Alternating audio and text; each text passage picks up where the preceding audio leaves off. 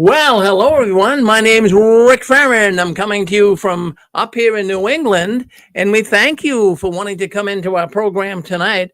Boy, we've got a good program. We got many things to talk about tonight, but Barbara Anderson has her program going right now. It's called Watchtower Inside of Barbara Anderson Tells All. So, anyways, let's bring Barbara on and let's give a little thought to what we'll be talking about here tonight on her program. Hello, Barbara.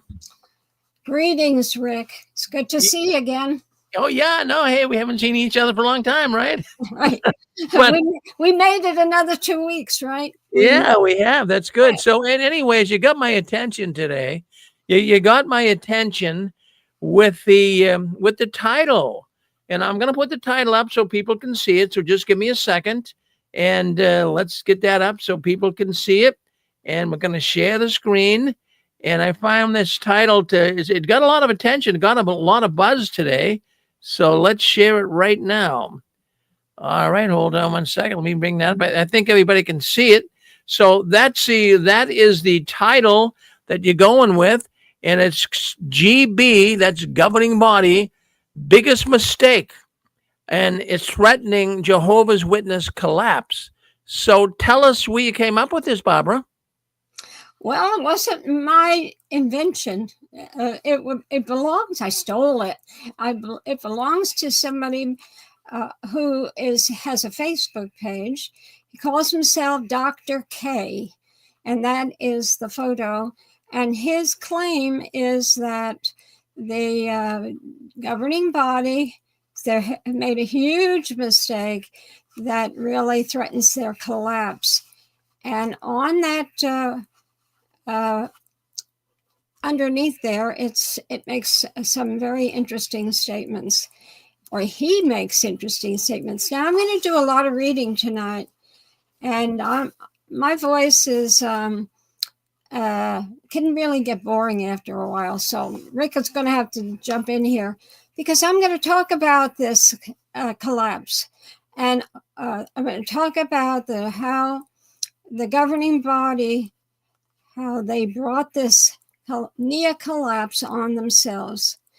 And this Dr. K has I think, a very good program. And he discusses this. He says, discover the shocking truth behind the governing body's worst mistake, a decision so catastrophic it threatens the very survival of the Jehovah's Witness religion. For years, the organization has been accused of covering up cases of child abuse, refusing to cooperate with law enforcement, and prioritizing its image over the safety of its most vulnerable members. The infamous two-witness rule and their secret database containing allegations against tens of thousands of abusers have sparked outrage worldwide. It isn't just a failure of leadership, it's a betrayal of trust that has shattered lives and exposed a deadly, flawed system. So he has a powerful expose on his Facebook page, and I found it fascinating. My situation regarding this is that I was part of those that exposed the Watchtower. And at one period of time, we never dreamed they were going to collapse because of what we were saying. When I was an insider at headquarters, we wanted them to change their policies and their practices, and never thought about it in such a dramatic way. But here we are 30 years later or more, and this is the situation. Now, I suggest that you all go over when you have a minute and go to Tell Me Dr. K and listen to what the man has to say. He has a great program. He put a lot of time and effort into it, I know. And he interviews some of those that were victims of child abuse by perpetrators who were Jehovah's Witnesses. So now we know that this discussion on child abuse, it's an old one, really, but yet it hasn't disappeared. You would think after all these years, they would have gotten a handle on it at headquarters, and they would have a good reputation, straightening things out, having better policies, going to the authorities with accusations of child abuse by encouraging the elders to do that. Child abuse is horrible. I'm going to talk a lot about it, but I want to show you all something. This right here is material that went to the governing body. And I've talked about this before on 6 Screens, but I never went into such detail as I am tonight. And I never read from what the governing body read, from what I put together, and the package of all this material went to them 2 weeks after my husband and I left Bethel, permanently left Bethel. And that was December of 1992. So 2 weeks later, in the middle of January, the awake editor gave each member of the governing body, and he told them ahead of time he was going to do this, as something like this. So you're going to hear my squeaky old voice a lot, because you're going to hear, and I'm not putting this material on my website. I'm also not going to be quoting, I'm going to be reading to you, but I'm not going to be reading names of people. There were many letters that came into headquarters and telephone calls from victims of child abuse accusing Jehovah's Witnesses, men and women, of abusing children. Victims were calling, the parents were calling. This is a very serious subject. So if you get bored, all I can say is I'll keep talking. And then when you listen 10 minutes, and then you can next week listen 10 minutes more and 10 minutes more, but you're going to hear some really, I believe, some very informative information. Think of yourself as a governing body member in the middle of January. Okay? It's cold outside, might have been snowing, who knows? And you're sitting in your office and you're reading this material, which proves that the organization had an international problem. So I want to get started on this, but I'm just forewarning you that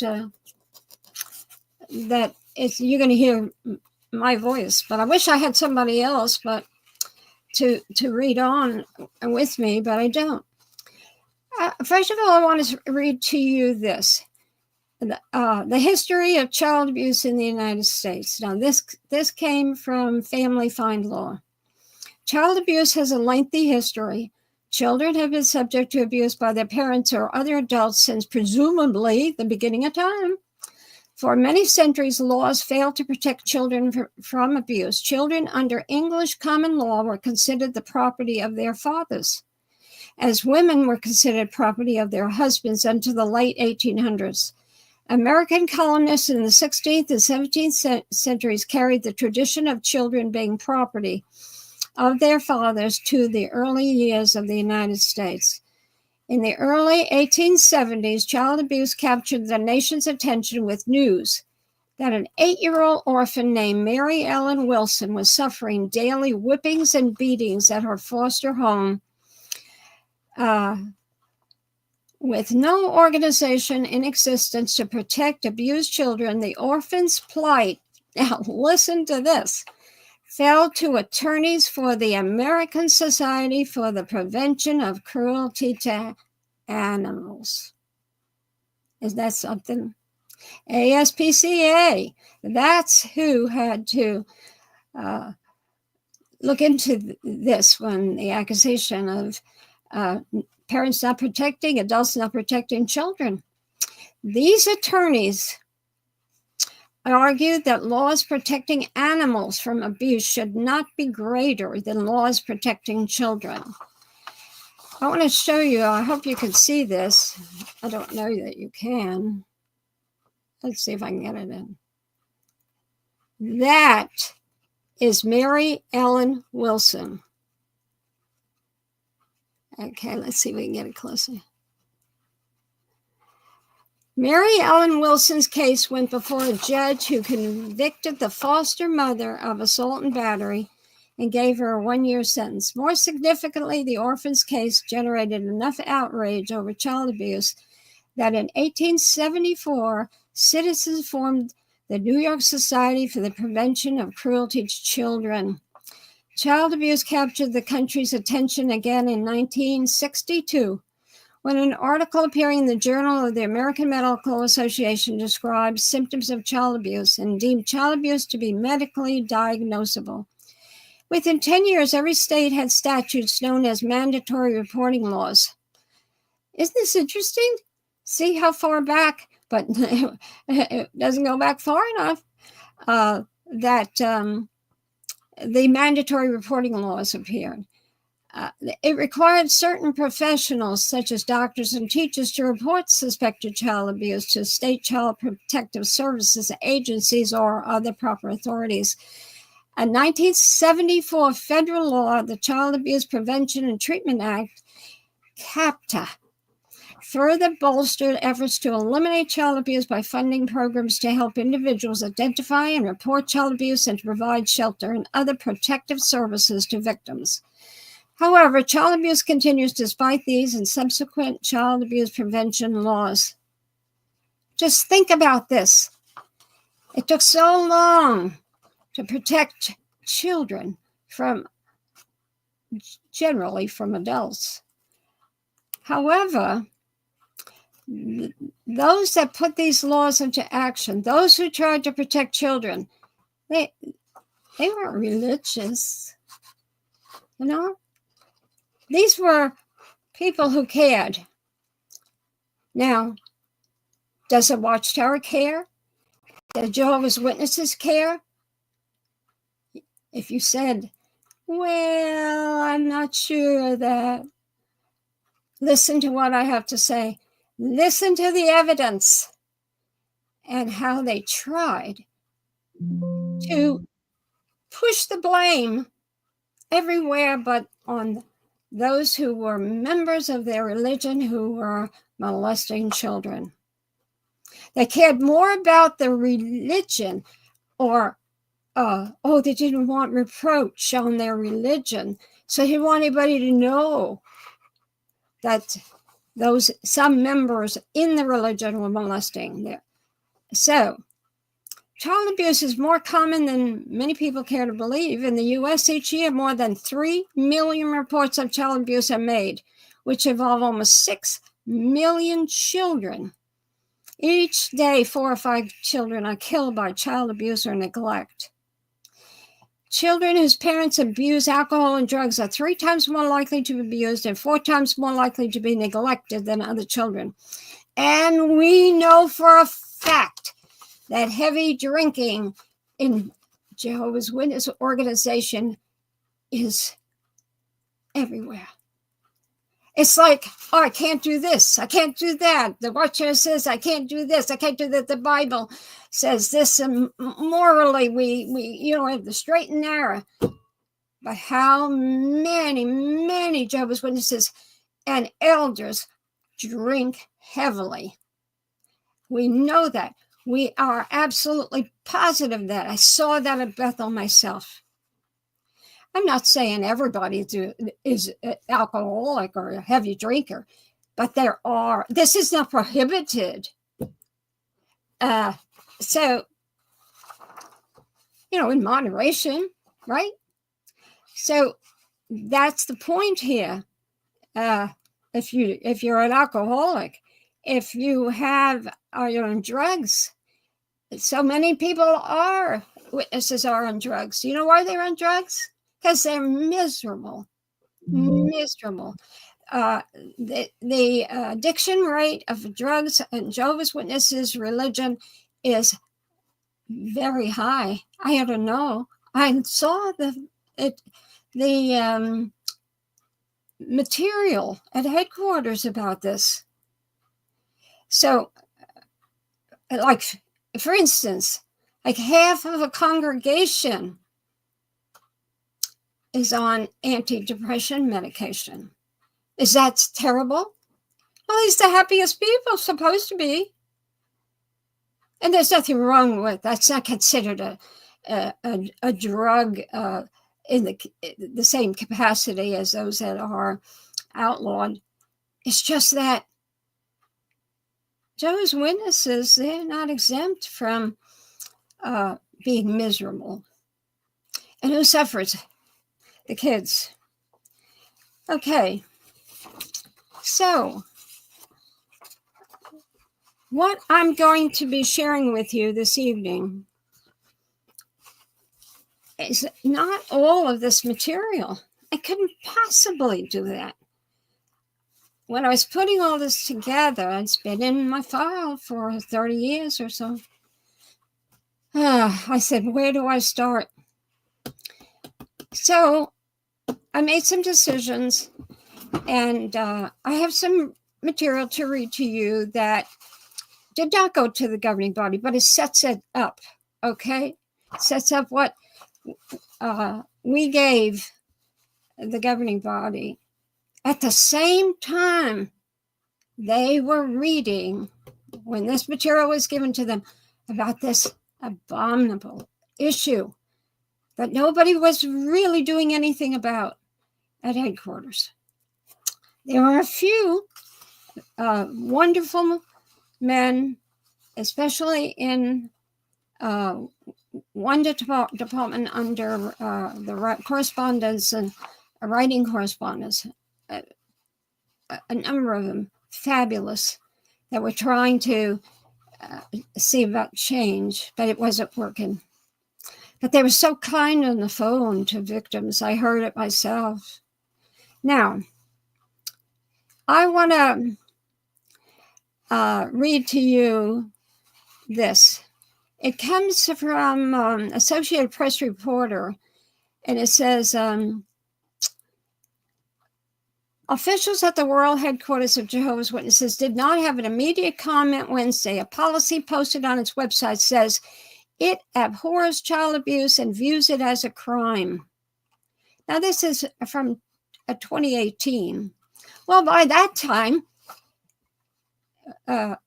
we had convinced those who were running this organization that child abuse was a crime, not just a sin, a crime. And so then they capitalized on that when they were being blamed. And they said, oh, no, years and years afterwards, they grabbed onto and say, oh, it's a crime.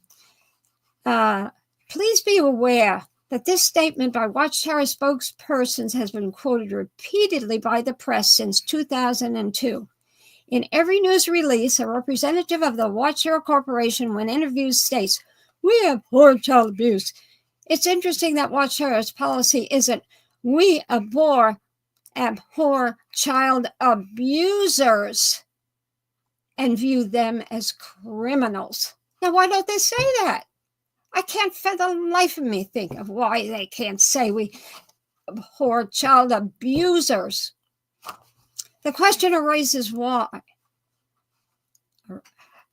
Because maybe by using the theological claim that there has to be two witnesses when there's an accusation of wrongdoing, which in the case of child sexual abuse, there usually is only one witness, the abused child, the result is protection of the accused, who is not abhorred, but shielded by the religion's officials.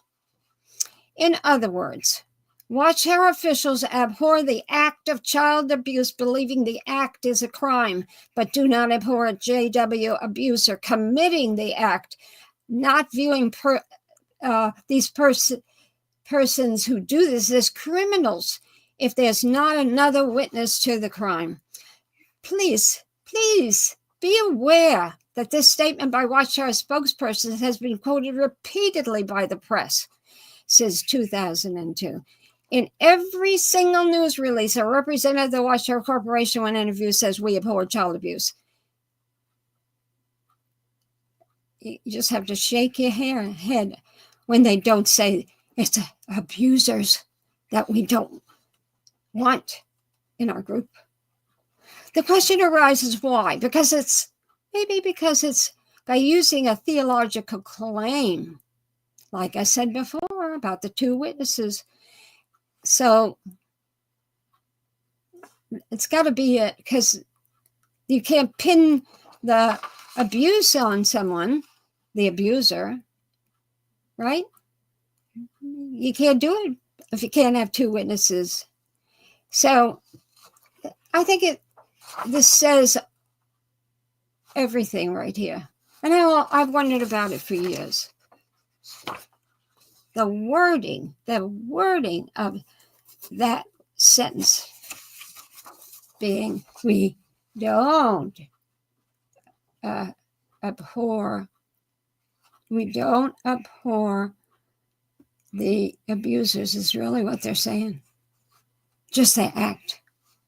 Now, this is what now this material I have, as I'm telling you, this did not go to the governing body. This is newer material. This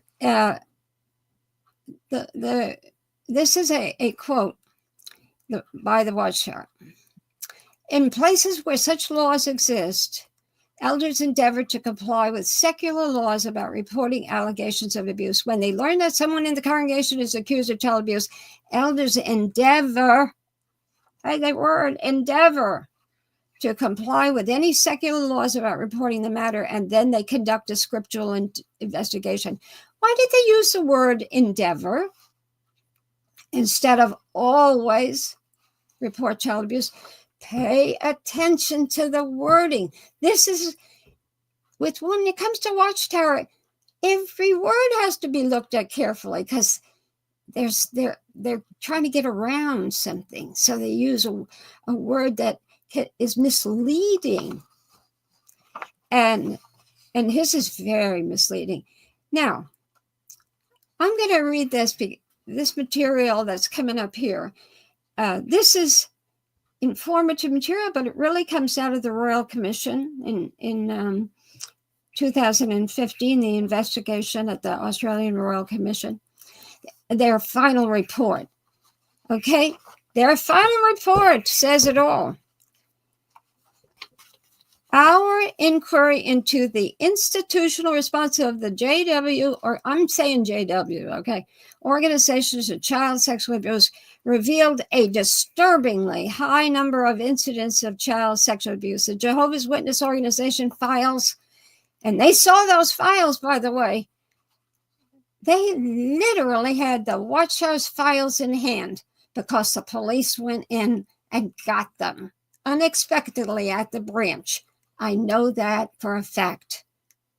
And so they pulled all those files. They weren't given by the society to the Australian Branch Society. They didn't give it to the police. Police showed up, and they knew right where the files were because they were told. So the JW organization files contain allegations, reports, and complaints relating to at least 1,800 alleged victims of child sexual abuse and over 1,000 alleged perpetrators. We found that at least until 1998, now remember, this is the source, Royal Commission, individuals making complaints of child sexual abuse were required to state their allegations in the presence of the person against whom the allegations were made. Allegations were invested by elders, all of whom were men and had no relevant training. You see that? Think about that. That's the way it was all over the world. No relevant training into this awful issue, and they final say laid in their hands. Okay, I have if anybody wants this material, I can send it. I have where it is taken from in the final report of the Royal Commission. They go on to say, as foretold in the Bible, the last days have been marked. Okay, I see what I'm done here. This is a letter from it's under it. A letter from the Brazil branch to the governing body service committee at World Headquarters of Jehovah's Witnesses. As foretold in the Bible, the last days have been marked by individuals with wicked attitudes that go from bad to worse. This is seen in the rise of the number of cases of child, let's call it CSA, okay, reported in our branch territory. In the last service year, we recorded 160 cases of molestation, and the number of calls receiving regarding child sexual abuse, some of which involving brothers taking the lead in the congregations, has increased significantly. This letter from the Brazil branch to the governing body service committee. It's increased significantly. Then, letter from the London branch to a congregation in Ireland. We are writing further to recent telephone calls regarding brother, name withheld, who has recently confessed to very serious wrongdoing. As stated on the phone, it is necessary for certain restrictions to be applied and certain steps taken in the interest of child safeguarding. Brother, name withheld, should also be reminded kindly but frankly of the need to avoid any potentially comprising situations in his interaction with children other than his own. Brother, name withheld, should not be included in a field service group that includes minor children other than his own. Letter from the London branch to a congregation in Ireland. And that's the counsel that was given to that congregation. He should be reminded kindly but frankly of the need to avoid, doesn't that just make you sick? So, the Australian Royal Commission, who investigated all institutions that work with children, including religious organizations such as JAWS, found that since 1950 to 2015, there were no less than 1,800 victims of abuse perpetrated by more than 1,000 persons. Okay, and it's kind of repetitive. And to add insult to injury, up until 1998, the victim had to face their abusers as part of the Jehovah's Witness judicial process. That is awful. In fact, it says at least 1998. This information, which came out of the Australian Royal Commission, the information came from the Watchtower Society to them that the victims had to face their abusers till 1998. No. It was actually later than that, much later than that. 2016 is really where the demand that the abuse victims did not have to face their abusers. And this came out of a Canadian case. So, in view of the foregoing of what I just read to you about from the letter to the British branch, they still use the word brother in there, who was involved in serious wrongdoing. They call him a brother that involved children. So the website Avoid JW, where I was doing this part, that's where this came from. And they discovered that the secular authorities took the children into care the letter from the British branch to the congregation in Ireland was very demanding that something needed to be done about this brother. So the authorities came into. So who cared more? Who cared more? The religion we belong to, the one that we slaved for, so we could get everlasting life. Did they care about us? Did they care about our children? Do I sound ugly when I say that? Do I? No. It was a fact. And that fact caused me to go forward when I was at the headquarters and start the ball rolling about stopping the way that the Watchtower was mishandling and do it right. So that was in 1992, so long ago. So in view of the foregoing, it's evident that the witnesses have a serious problem. It's all over the world. Only congregation elders have authority to deal with the abuse, despite the fact that in many cases, the perpetrators are elders. Sad, isn't it? So, the Royal Commission stated, we found that in deciding the sanctions to impose and or the precautions to take in relation to a known or suspected perpetrator of child sexual abuse, the witness organization had inadequate regard to the risk that the person might re-offend. Alleged perpetrators of child sexual abuse who were removed from their congregation as a result of allegations of CSA were frequently reinstated. We found no evidence of the witness organization reporting allegations of CSA to police or other civil authorities. Yeah, they found no evidence. Well, I don't think anybody listening here tonight will defend the Watchtower. What I'm doing is I want you to turn the clock backwards with me and hear what went on. I think you're going to be surprised that it wasn't over what you think it was, you know. So there's so much more here. And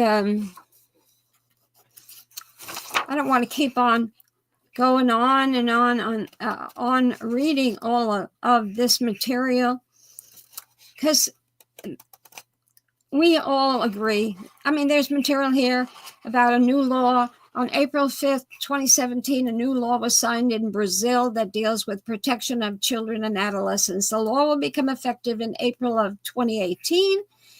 And we are sending a translated copy for your consideration. With this article, we now would have in Brazil the legal obligation to always report cases of child abuse to the authorities. This is coming from the world headquarters of Jehovah's Witnesses legal department. So, the world headquarters, they sound good, you know.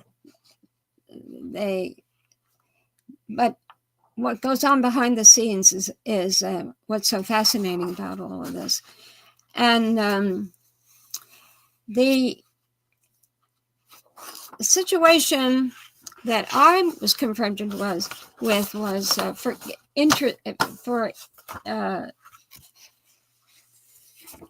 for your information.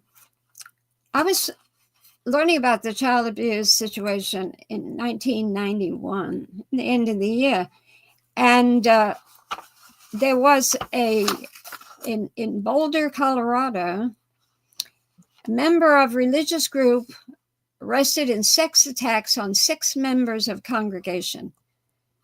So it was making the newspapers. Child abuse involving Jehovah's Witnesses was making them.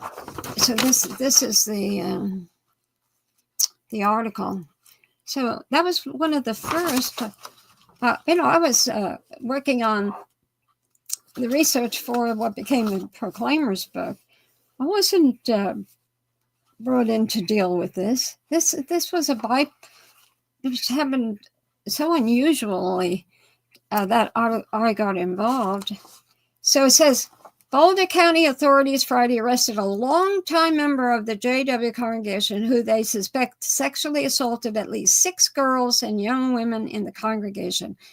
Leland Elwyn Davies, 62, was charged with sexual assault on a child by a trusted person and 3 counts of third-degree sexual assault. The sheriff's officials said the alleged assaults may have started as long ago as 1987. The 6 victims, who are all past or present members of the Boulder congregation, now range in age from 16 to 21. When reached at home, Davies would not comment. So they're investigating. Now, nowadays, there's reports. The reporters, the media is reporting child abuse, whether it's in religion or not. No matter if it's a child abuse case, and it has to be eventually, if the individual is, there's enough evidence, they'll go public with it. There's another one here on, this was March 15th, 1992. A therapist links child abuse to fundamentalism.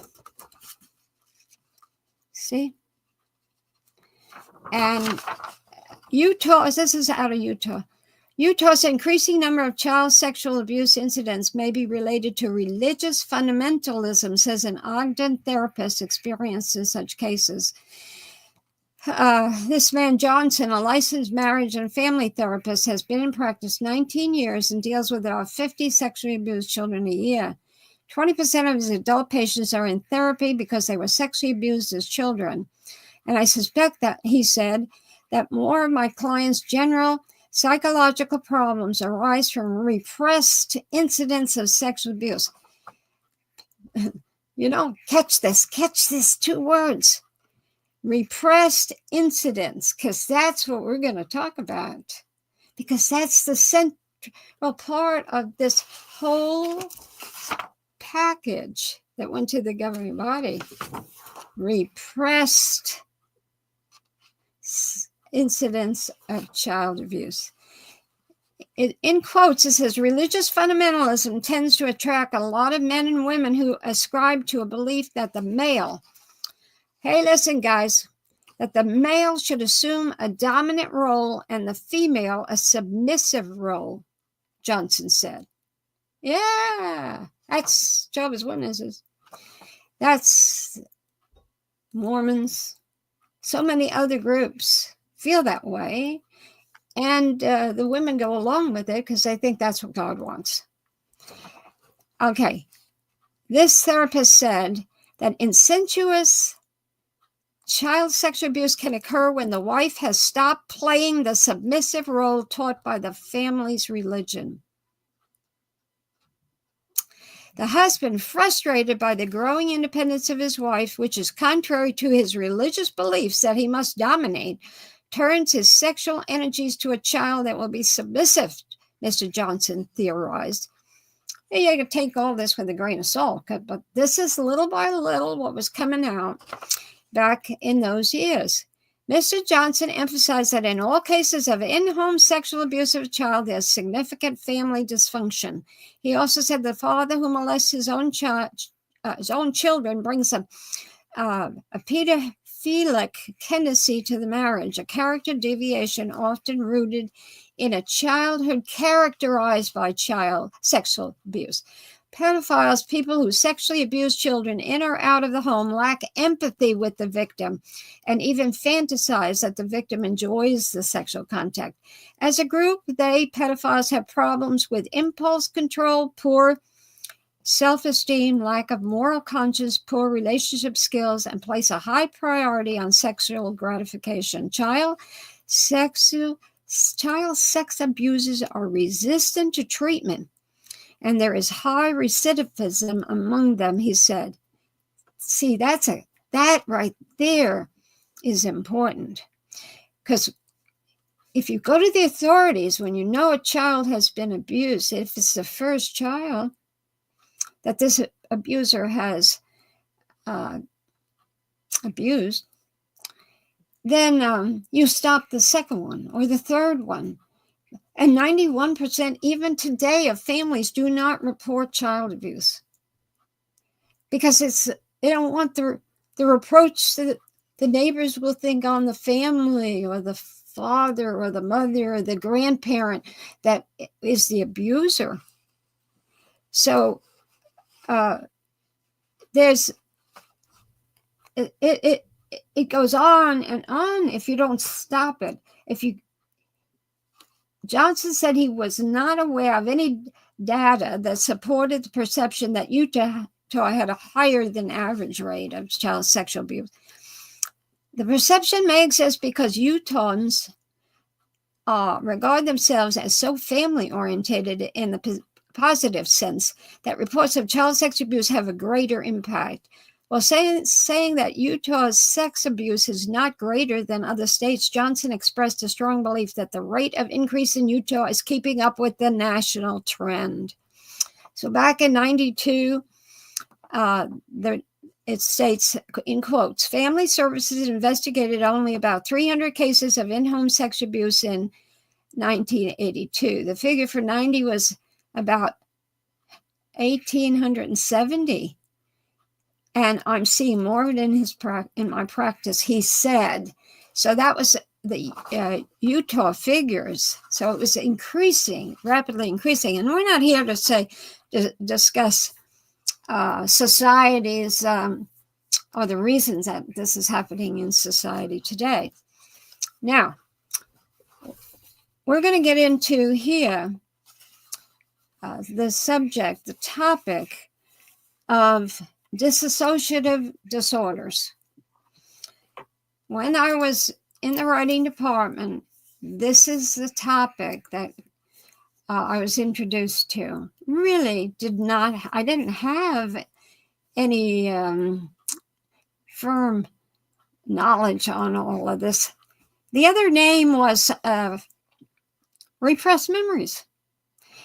I think I saw one TV program, I think it was on CBS or something like that years ago, that discussed repressed memories, but today they call it a dissociative disorder. In the medical books. Now, there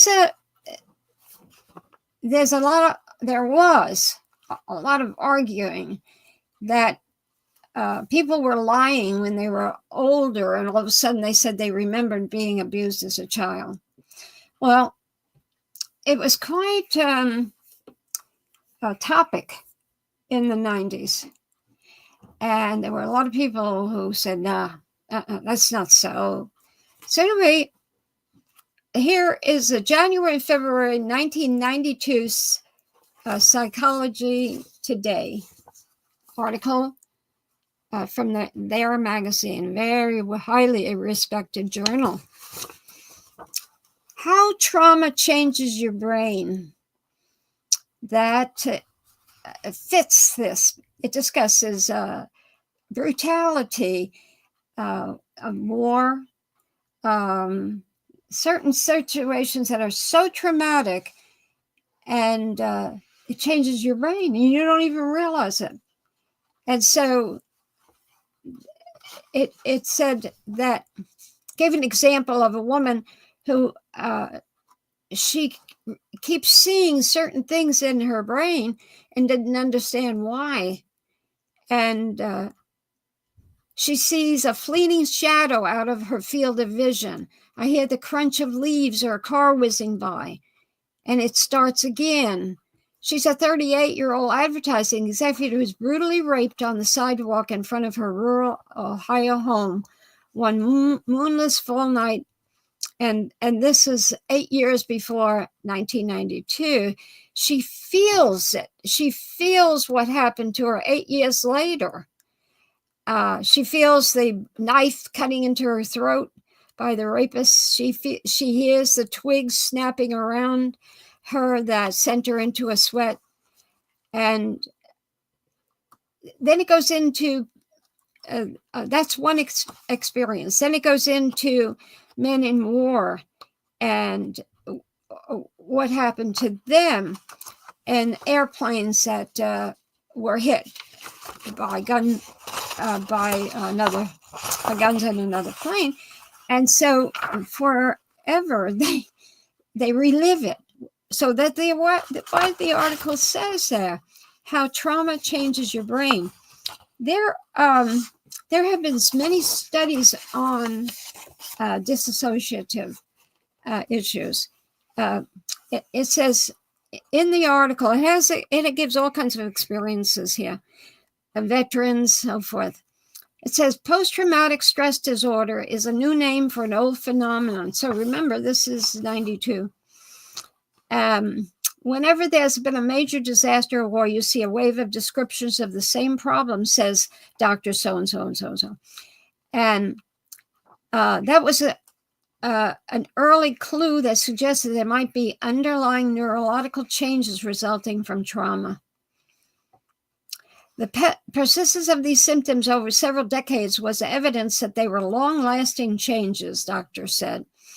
By the 1980s, evidence from studies with laboratory animals was pointing to a specific site of those brain changes, the noradrenaline system, which rouses the body for emergencies. Trauma seems to reset the brain's noradrenaline system, making people prone to adrenaline surges even decades later. Such surges can be triggered by anything resembling the original trauma, or they come out of the blue. They can come out of the blue. What I'm doing here is giving you evidence of studies being done, because during the past 30 years, there have been pros and cons against people coming forward, and years later, they're experiencing trauma as if it just happened to them then. And they don't understand why. It's very interesting. The article can be found through the internet, and says millions of Americans endure intense trauma each year.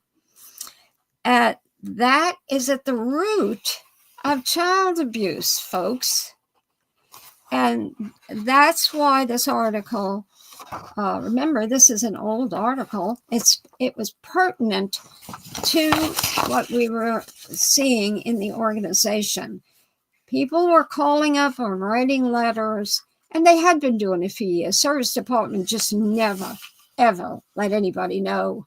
There was no requirement at headquarters for the service department to share information about child abuse with the legal department. Believe me, that didn't come till around 1991 when the governing body required it. After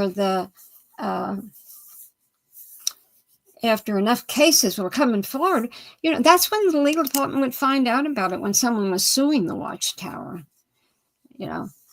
So eventually the legal department got involved in it, and there's much more to say about that later on.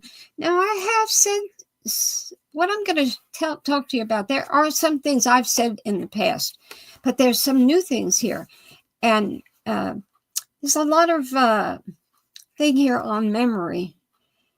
Okay, there's somebody by the name of Lee Marsh. It's a woman, and she has she's a therapist, and from her site there is a long article that she wrote on memory and triggering memory. Many survivors of traumatic events have difficulty understanding the nature of memory, why we forget, and what causes us to remember. That's how she starts out. We have nightmares that keep us awake. We try everything in our power to make the bad memories go away. We have heard stories of created memories and false memories and half-true memories. That's what in the 90s we were going through.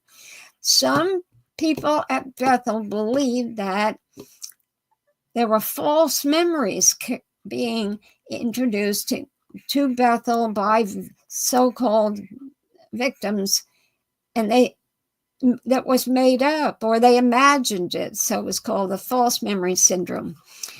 And So Lee was addressing this, and that was back in 2002, by the way, and that's on her website.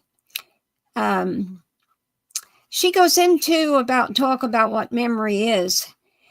It's a lot of reading here. How many remember feeling scared or happy, sad or proud?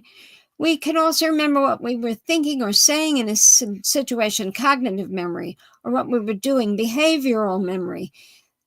Those are memories too. And each of these types of memory is stored in your brain in a different place and in different ways.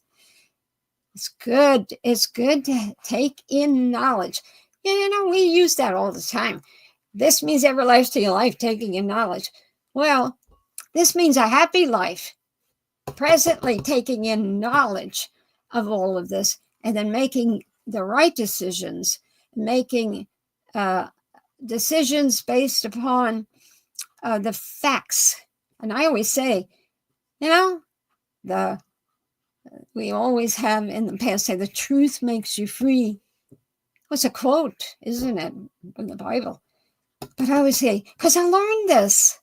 Headquarters helped me to learn it, and they didn't think I could learn to say this, but I did because I could see what the facts differ from so-called truth.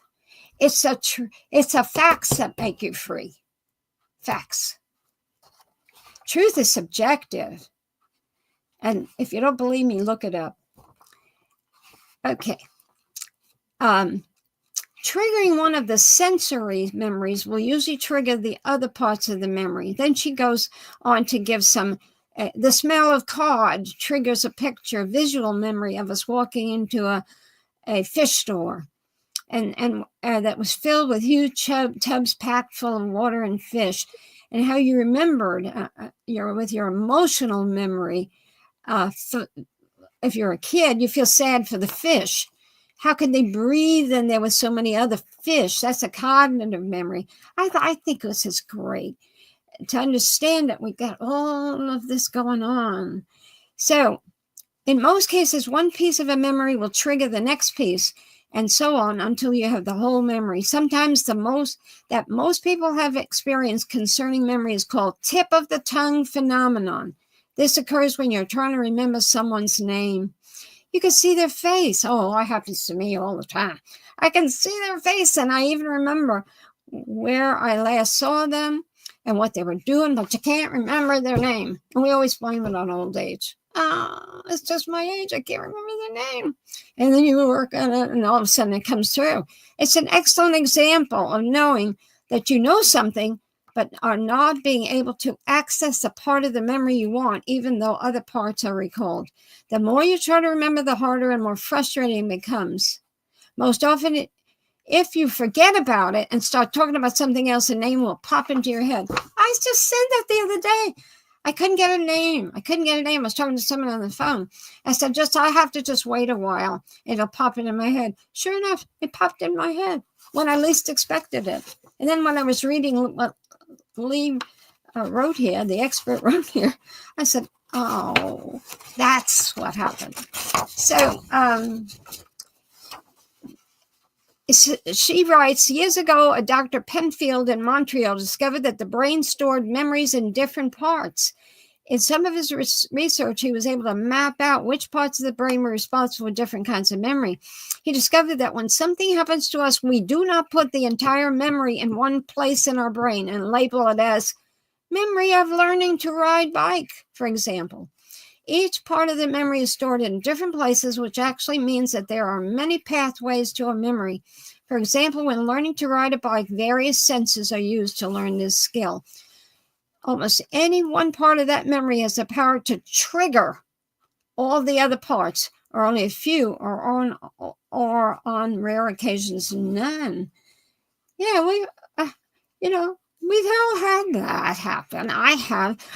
You learn a skill like riding a bike, and years later, that memory triggers all the other parts of the memory of that time. Now getting to abuse survivors. This is what happens to a lot of abuse survivors. One part of the memory gets triggered and nothing else. For example, I might smell cod, fish, and start feeling anxious and not know why, because none of the rest of the memory gets triggered. So I'm left feeling anxious and not understand why am I having that reaction. So she remembers being in a fish store and feels sorry for by smell. And she says, I'm left feeling anxious and not understand why I'm having that reaction. By not being able to make the connection and not understanding the nature of memory, I might start to believe that I have an anxiety disorder. By being able to connect the anxiety, I can begin to connect the rest of the memory by trying to find the other parts of the memory.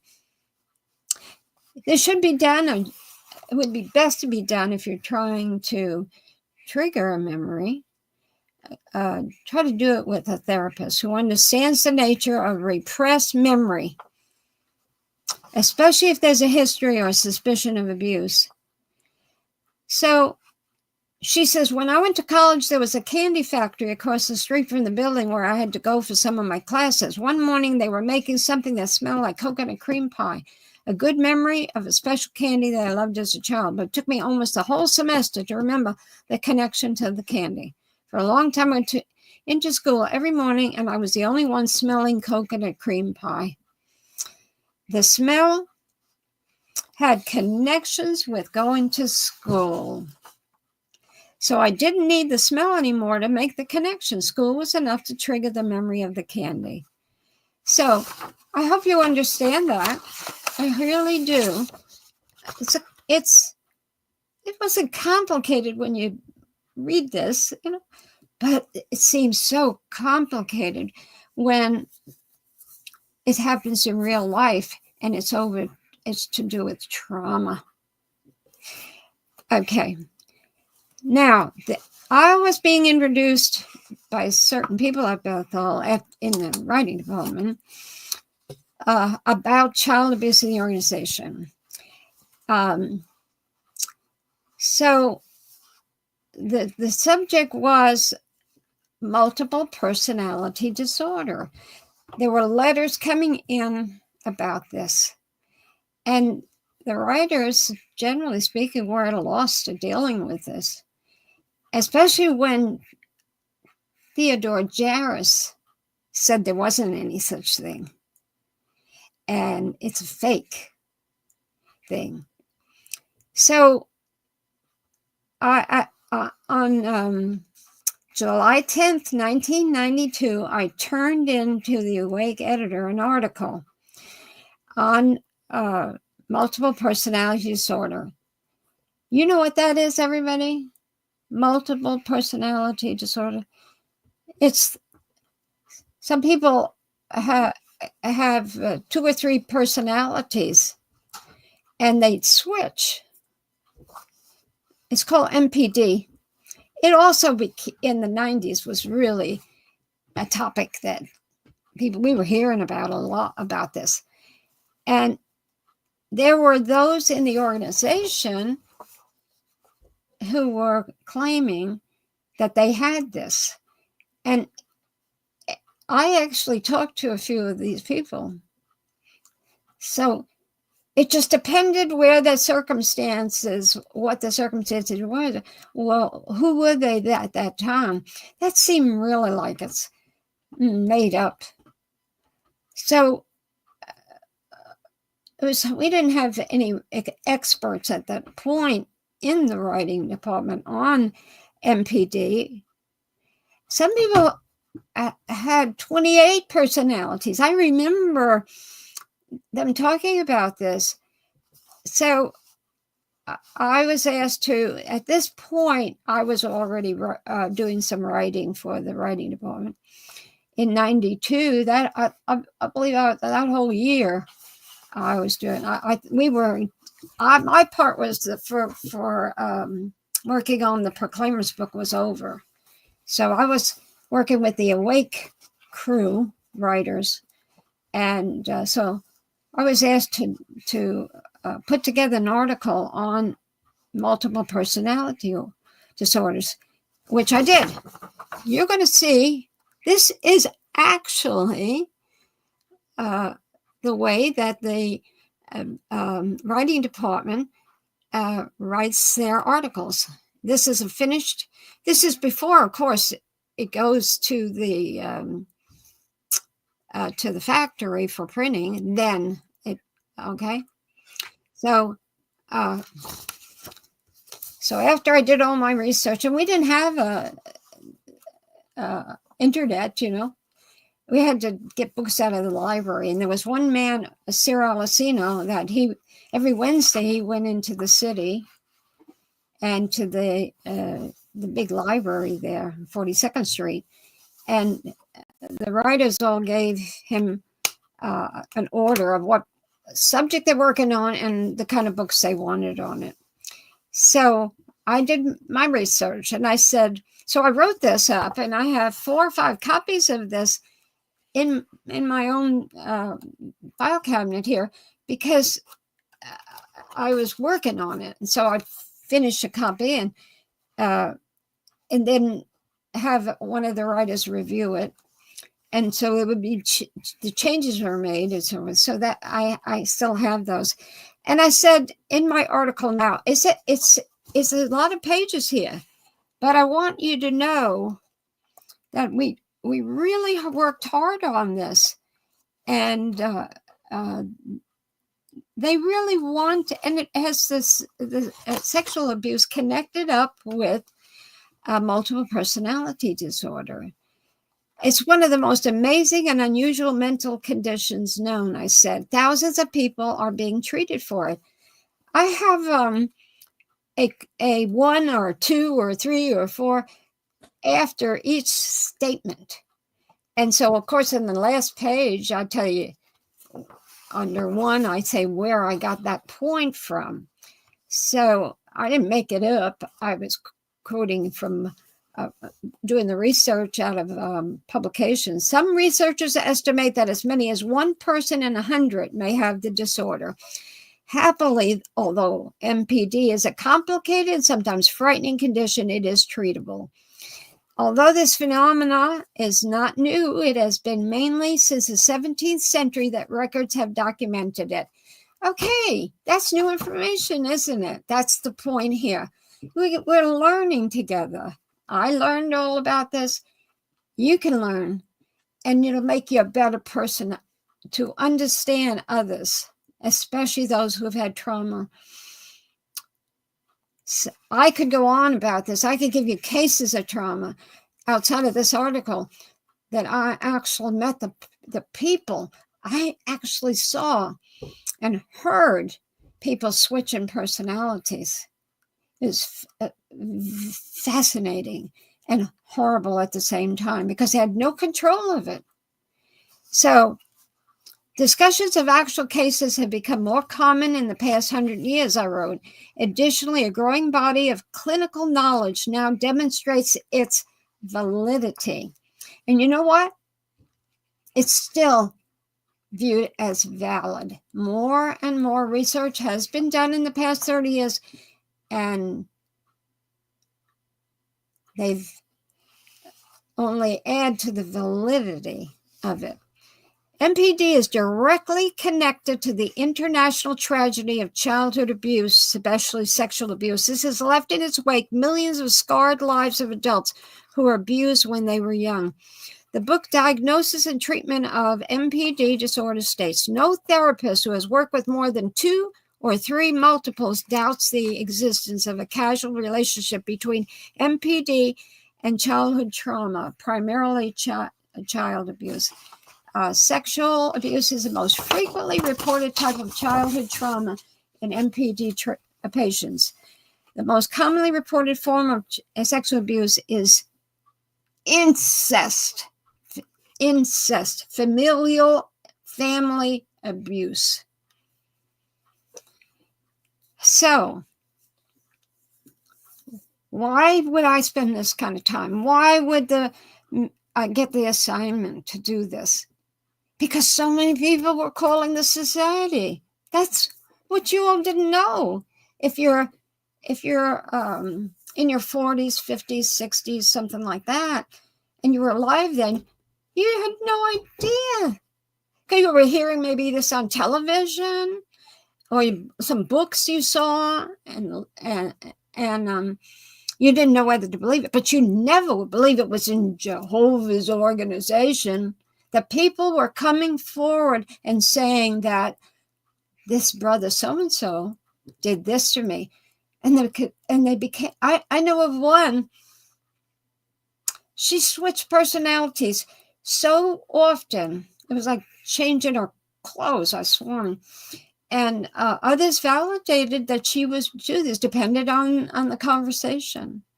And I mean, she didn't start screaming. There was one woman who she was a very sweet witness, very calm, very nice.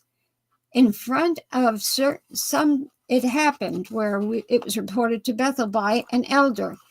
He went to see her because of reports. And at the door, while he was talking to her, she did not invite him in. He said she changed personalities. She was like another person. He said she became like a prostitute. He said this person you'd never dream that this could happen happened before his eyes. He was so taken back that he called headquarters. And eventually I talked to him, and he came to Bethel to talk to me. And so people like that were instrumental in validating this that was happening in the organization. And see, I was working on this article. It's not merely a mood swing that most of us experience. This MPD is a major dissociative. Dissociative means forgetting disorder. We're familiar with minor disassociations of everyday life. For example, when you're doing a tediously repetitive task, a dulling or tuning out can take place. You all identify with what I'm saying here. Later, you cannot consciously recall doing some aspect of the task, although you see that it was done. That happens to me when I'm doing dishes or something. You know, I do them so often when I don't want to use the dishwasher. And so I forget that I did it because my mind's on something else. So that's normal.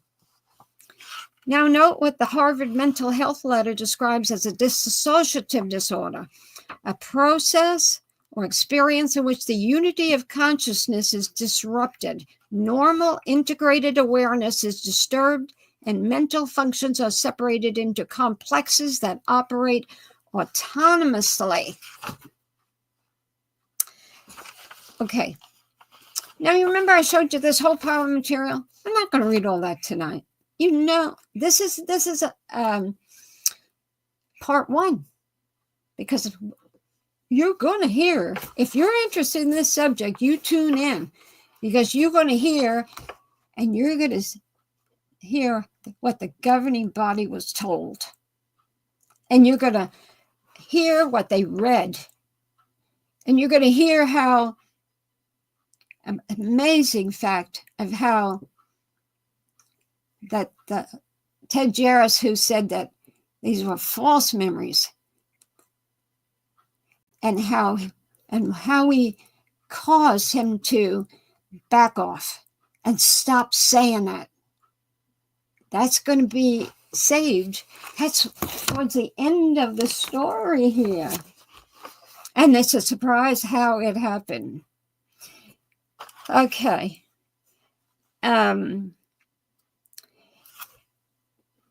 A child, I'm going to skip here. It says, is multiple personality is the most dramatic and fascinating of the dissociative disorders. In this disorder, two or more personalities seem to be occupying the same body alternately. Indeed, in the severely abused child, many alternate personalities can develop. You've probably seen it, and you didn't realize it. It's everywhere, because child abuse is everywhere. Sorry to say. A child can dissociate as an involuntary coping mechanism when powerless to prevent brutal beatings or sexual and emotional abuse. It is a means of dealing with the stress, pain, terror, and outrage at being violated. In many cases, this is a way to survive, because under these terrible conditions, the personality has only 3 choices. I have never forgotten the 3 choices. Never. If you didn't switch, if the multiple personalities didn't happen to you, you know what would happen to you? Yeah, the personality has only 3 choices when you are involved in terrible, terrible conditions: psychosis, death, or disassociation. So which one would your head pick to survive?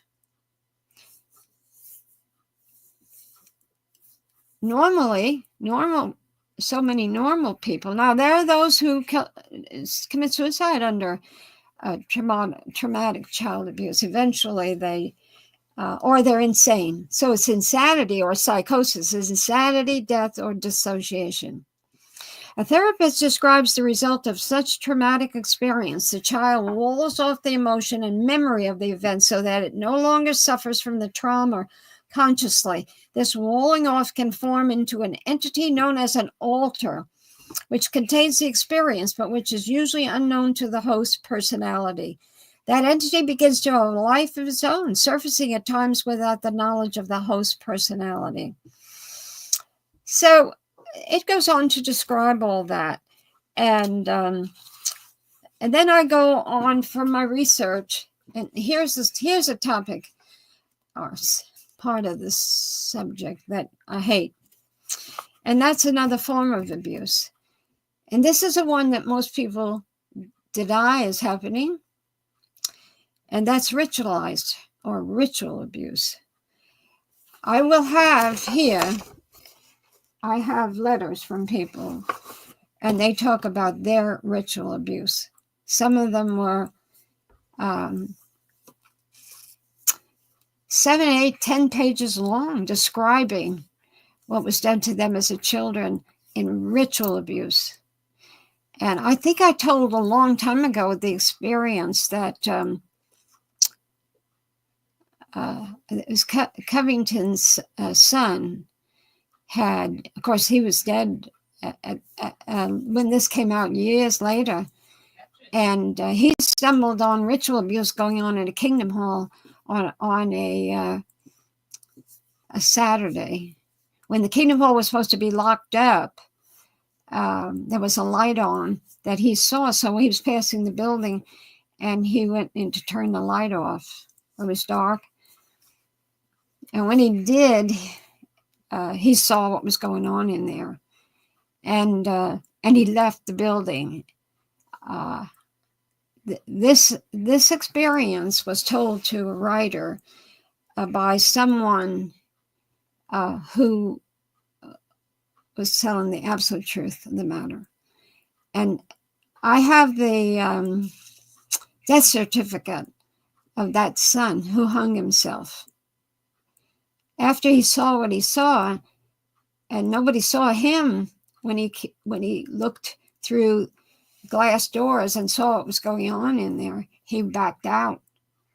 So it was next day they found him hanging in his garage.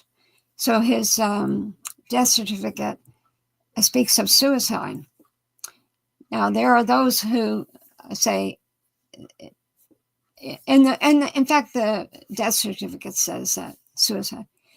But there's the person that told the writer of Wake magazine articles. He wrote most of the articles for young people. He wrote the book for the books that came out for the young people, and he was the one that received the phone call about the hanging of that young man. Well, and was told that this is what happened. I can only tell you what I was told, and there's more to it. I won't go. But so these things happen at Kingdom Halls. Don't ever think that these buildings are sacred. They've been used for other things at times, but not with permission, of course. But sometimes, like in Miami, when I moved to Miami with my father and mother and my brother, and I was only, 16. And there were problems with child abuse then. And I had been told, I couldn't believe it was, I was new as a witness, and I couldn't believe it was happening. But it was very important people in that area. My husband was a city overseer, and his wife was very prominent. And they were engaged in child abuse on the Bahama Island. They would take people with little kids, and they were involved with ritual abuse on the island. So humans can be despicable. We all know that. But we never figured it was in the organization. But you know what? Despicable people use organizations like Jehovah's Witnesses and Mormon, where we put so much trust and faith in that organization. And we're brothers. I got a brotherhood. And then these people can get away with it. And I have something I'm going to read you. You're going to be surprised, because it was a fact. And I have the letter that was sent to the Watchtower Society. I have a copy of it, where the man talks about murder, the murder of people who found out about Jehovah's Witnesses, infiltration of very bad people in the organization in Canada at one time. And this was around the mid-90s. And so the Watchtower Society, those in the service department, they got all kinds of letters like that. It's all in their files. But it's an institution of people, and people are not always behaving well. So it says a therapist describes the result of traumatic experience. The child walls off the emotion and memory of the event so that it no longer suffers from the trauma consciously. The walling off can form into an entity known as an alter, which contains experience, but which is usually unknown to the host personality. That entity begins to have a life of its own. Another authority on MPD states the development of MPD has to do with continuing abuse and lack of nurture. So if you beat your kid regularly, and many, many people do. I have interviewed people. I have talked to people. I would have been talking tonight if the woman wasn't sick, about how her father, an elder, beat the tar out of her all the time, and his wife. And so it's continuing abuse and lack of nurture, and what it did to this gal. The life circumstances were dangerous. How would you like it? How would you like it to you never knew when your father or your mother blew up and then grabbed a hold of you by the back of your neck and threw you in a bedroom and beat the tar out of you because you said a little something. That's what goes on in so many families. But thankfully, not all. And it sure didn't happen to me. The child thinks the home is not a safe place, and it needs to keep on using dissociation to deal with the continuing abuse. When an event is traumatic enough to cause a dissociation, a new personality or personality fragment is formed to go through the experience. I'm quoting. I'm not writing this from my own knowledge. All of this is quotes that the back of the article has from where I'm quoting. and plenty of information on all of this. The way brains operate, there is no better method to deal with traumas. The closest a brain can come to erasing a memory is to become amnesiac to what just happened. That involves creating an alternate personality and settling it behind an amnesic barrier. So it's like you have amnesia that didn't even happen, which forms immediately and blocks all information about the traumatic event. And the horrifying accounts of abuse to children involved in ritual abuse, satanic ritual abuse or otherwise, by a number of people are rather horrifying accounts of abuse to children. I also spoke to people who knew about this. One woman was in the winter in the mountains of her state, in freezing cold, where she took her 2 kids, and they had a tent. That one was horrible, horrible. When she finally escaped from all of that, she got in touch with headquarters. There were witnesses involved in this, and her husband was involved in this. And to protect her children, she ran away. And the man the writer at headquarters was telling me about all as it was going on. He said he had tears in his eyes. He said, "I don't know what to do." And there was more to it, and I won't go into it because it's like it isn't true. It's you find it hard to believe. You think the person who's telling you this is they got psychiatric problems, but law enforcement, they know they can prove and vouch for these things happening. Children are abused by groups, are told repeatedly that they are bad, that everything that's happening to them is their own fault. It's no wonder that a terrified child subjected to severe sexual, physical, and psychological abuse develops MPD. This is the kind of information that all of the governing body was informed of. I didn't do the informing of them. I was gone from Bethel. But the Awake editor took all this type of information, plus the package that I made up, which you're going to read some of the letters in there from victims, and then you're going to read what Jehovah's Witness therapists had to say who were dealing with this. So these men had to deal with this, and it I don't know why, but it took a while for them to wake up. I mean, 5 years later, 1997, they finally come out with an article on Abhor What is Wicked. They said they wouldn't make anybody who was a known molester have any service privileges at all. But even that it wasn't always the case. It was the word known. What if they weren't known? Known by who? The authorities? See those words? See those catchwords in the magazines? And you're reading it from an angle that means, oh, that's never going to happen again. But that's not what it said.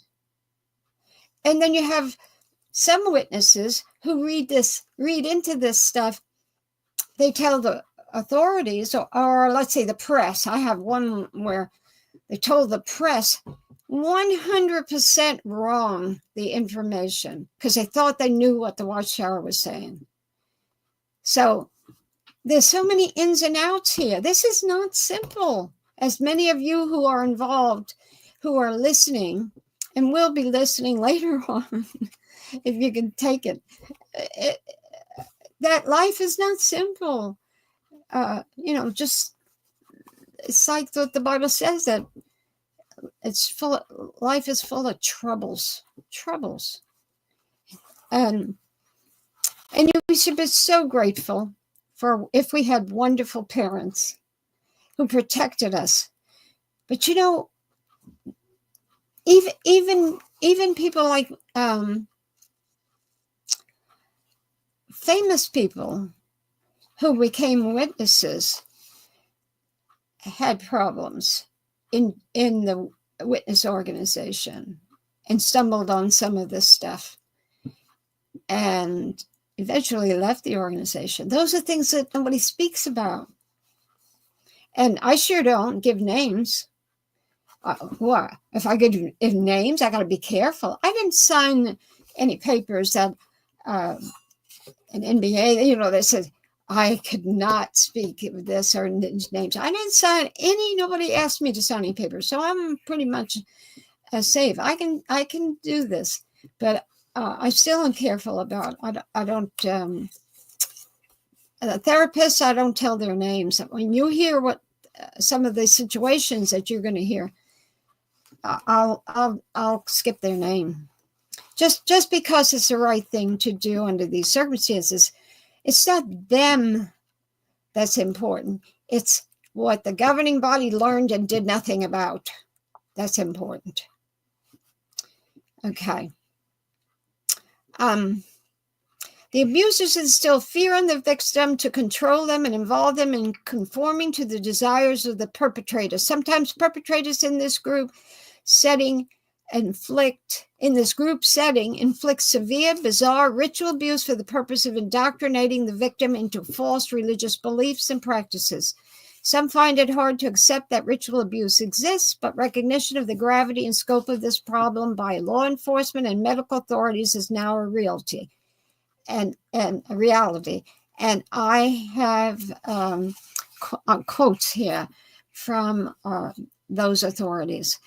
Do the traumatic experiences of abuse stay blocked? The Family Therapy Network or Journal reveals what can happen. Those incest survivors who dissociate during the abuse often block the events from the conscious mind for years, only to have them sometimes flood back into their memories with alarming suddenness. So although the child creates different personalities to cope with horror, later in life, pieces of memory begin to surface until in time they become fully detailed and accurate memories. And you know, the average age of a male who was abused as a child who comes forward with abuse is 52. That's the average age for many, many reasons. And males are maybe ashamed to come forward. Women, you know, we're mightily different than men about talking about this kind of stuff. But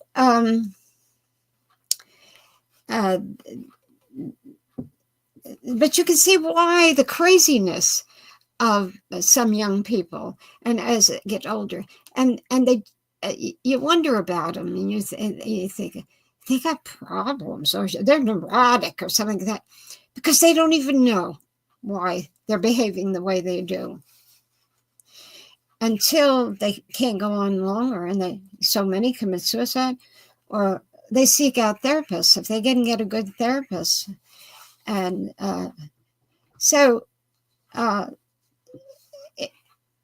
why is it in later in life that details start to come out?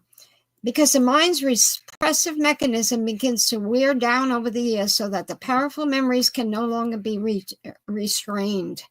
Often they return when survivors are in their 20s or 30s, and the report of the Ritual Abuse Task Force of Los Angeles County, California cautions that memories that they express, however painful or frightening, should not be dismissed as hallucinatory fantasies. It is a treatable disorder. I go into that in the article. And how to cope with this? It's possible to cope with it if you have the proper help. Maria, and now I have a name here, but it's somebody just made up name, but it's a real person who told this. So I gave her the name Maria.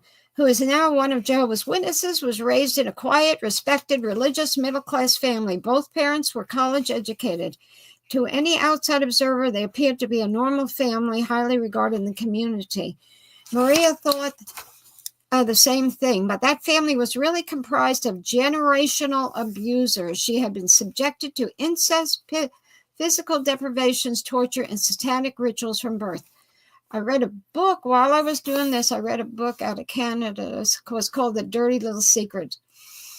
It was such a revelation to me.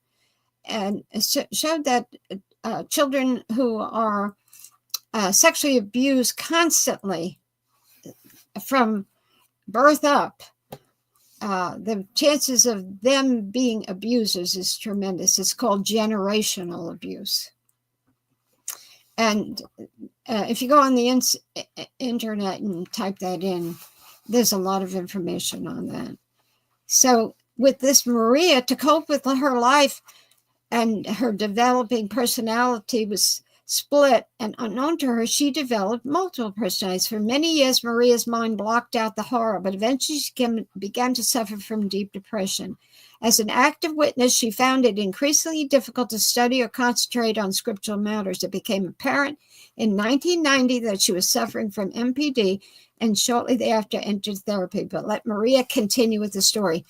The spiritual aspect has been the most important factor in my healing process so far. The support of my elders in the Christian congregation, the comfort of my friends, and the provisions from the governing body may have been crucial to my health, spirituality, mentally, and emotionally. Remember, this was to be an article in the White magazine. So she said the right things, but in her case, it was a help of the kind words that were spoken to her. And the fact that when she converted into this organization, that someone could care about her, that was the most important factor in started the healing.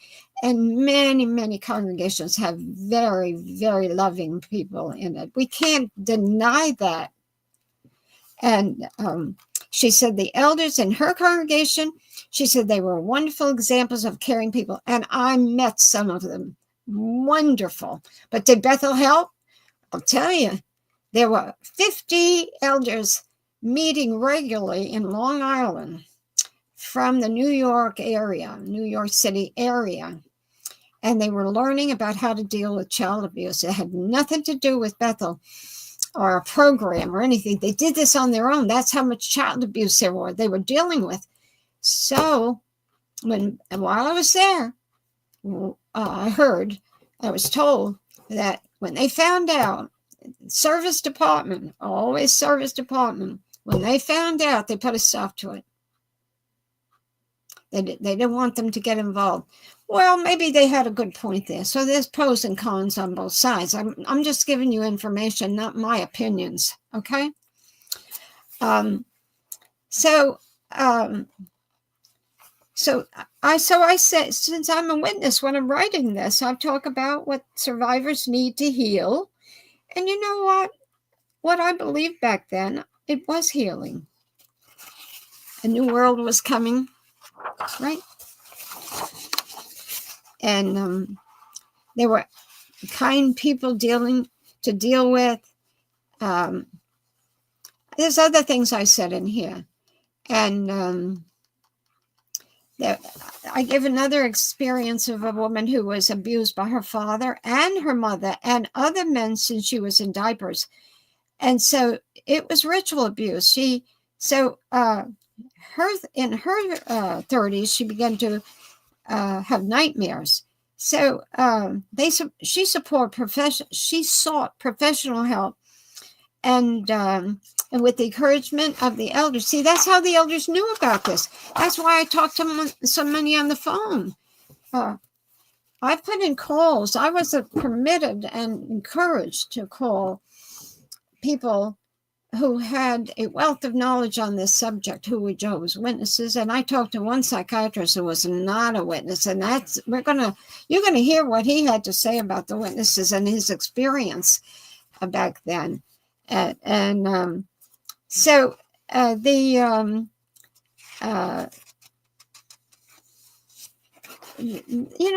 we had a hope, and for severe, when you dealt with severe trauma, there's nothing as bad as that, because you don't know why. If you don't know why it's happening, and then when you discover why, and if it comes out of the realm of the organization causing it, see, which you had all your trust in, there were good people that did the right thing back then. Elders who were loving and kind, but that doesn't mean that everybody's loving and kind. You ought to know that. So I'm not saying, I'm not pointing that it's Jehovah's Witnesses are at fault, or not Jehovah's Witnesses. It's just circumstance. Now, what happened to this article was interesting. So I finished it on July 10th, 1992. And so it went through the routine of being read and discussed and everything. And then there were certain people that said no. Certain people who had the power to say no, and the teaching committee. And Jairus was one of them. And those in the writing department, some of those in the writing department told me about what to them was knowledge of why Jairus was removed from his position in Australia as branch overseer. And so why would he want anything like this out there in the awake, which seemed to be making the witnesses believe that this was a fact. And he didn't want people to believe that this was a fact for his own reasons. And you'll see this. And he didn't believe in therapy either. And that was another problem in the organization. It was therapy. You couldn't get therapy for anything. And medication for therapy, after therapy, they frowned at. You should read the Bible, go out and service more, and attend all the meetings. That's your 3 things to do to survive any mental problems you have or issues that have. And until all of this broke out, and then we not only dealt with child abuse, we also dealt with the therapy. And therapy is widely accepted at headquarters. And in so much so, somebody told me not that long ago that half of Bethel was taking medication. Well, it's okay. It doesn't seem that God's that their beliefs rescue them, like they used to say. You couldn't do enough. If you had problems mentally, if you needed therapy, you were not doing what the Watchtower said and doing those 3 things. You weren't reading the Bible enough. You weren't. And this became such a big issue in time. So somebody writes here that the Jehovah's Witnesses pride themselves on using the rod.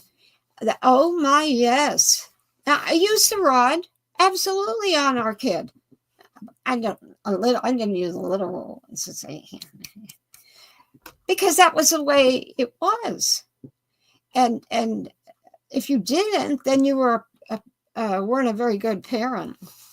So I'm going to read one more thing, and that's why I say there's going to be a part 2, part 3, part 4, because there's a lot of information here, and you're going to learn a lot. I know you are, because I learned a lot. I know what I got here, and it would be very helpful for you, especially if you have children, or you have yourself or your relatives who have need therapy or have a viewpoint about this type of thing that is negative, you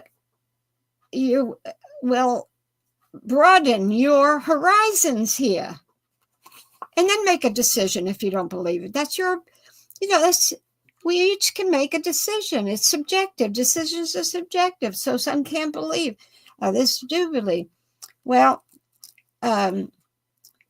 this is where the next step. This is what I wrote.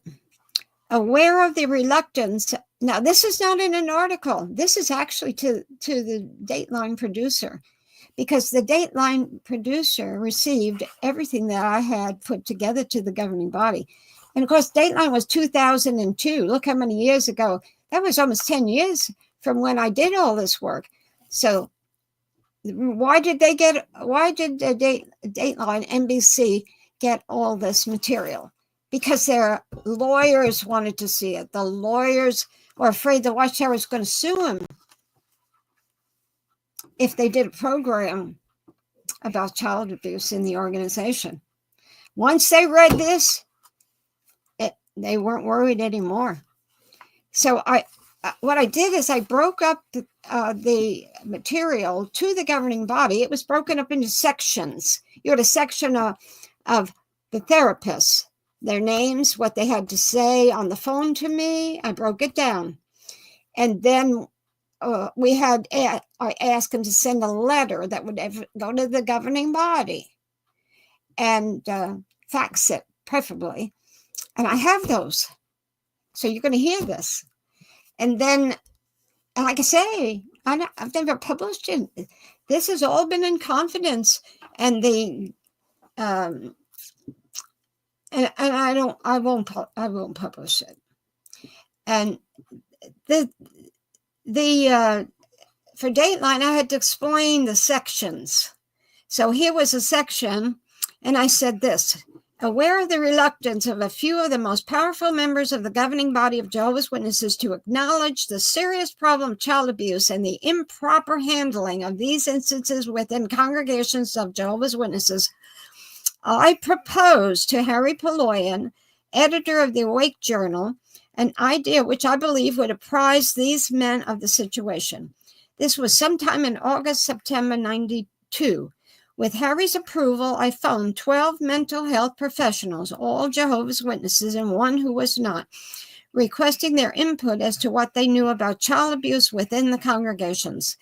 In addition, I asked for their opinion regarding the neurological disorder known as, in 1992, as multiple personality disorder, MPD, or later more appropriately renamed dissociative identity disorder, DID. That's what we call it now. I directed their replies in the form of a letter to be sent to a Harry Poloyan desk symbol EK. So if these therapists answered it, they would send a fax to EK, because everybody who does a certain work at Bethel had a desk symbol. I even had a desk symbol, believe it or not. I don't even remember what it was there now. Each professional was clearly told to compliment. Now, this is crazy, but this is what I was told. I had to say this on the phone when I talked to a therapist who was a Jehovah's Witness. I was clearly told to compliment and thank the Watchtower organization and its governing body for recent articles in the Awake Journal about child abuse, or their letter would be construed as criticism rather than advice. Criticism, I put in quotes. No, is viewed as apostasy. That's the way the organization views it. So I attached to this letter on this one section a synopsis of the phone discussions that I typed up and put in a packet of information to be given to each member of the governing body by Harry Poloyan. This was supposed to be done sometime in December of 92, after I no longer lived and worked as part of the Watchtower headquarters staff in Brooklyn, New York. Well, actually, it was done 2 weeks into January, because we were going to go home in the middle of December because we had vacation days that we could have just used, but we stayed around so we could go for our vacation days to use them up. We went touring, Joe and I went touring in New York, New York City, to see the sites. That would be probably the last time for a long time. So we still were there. Why did we want to leave before they got it? Well, I'll tell you. Ted Jarris did not know that I was doing this work and that I knew all about this. He didn't know. And I knew he would find out. When he got the package, I just knew he would. And because he would ask questions. And so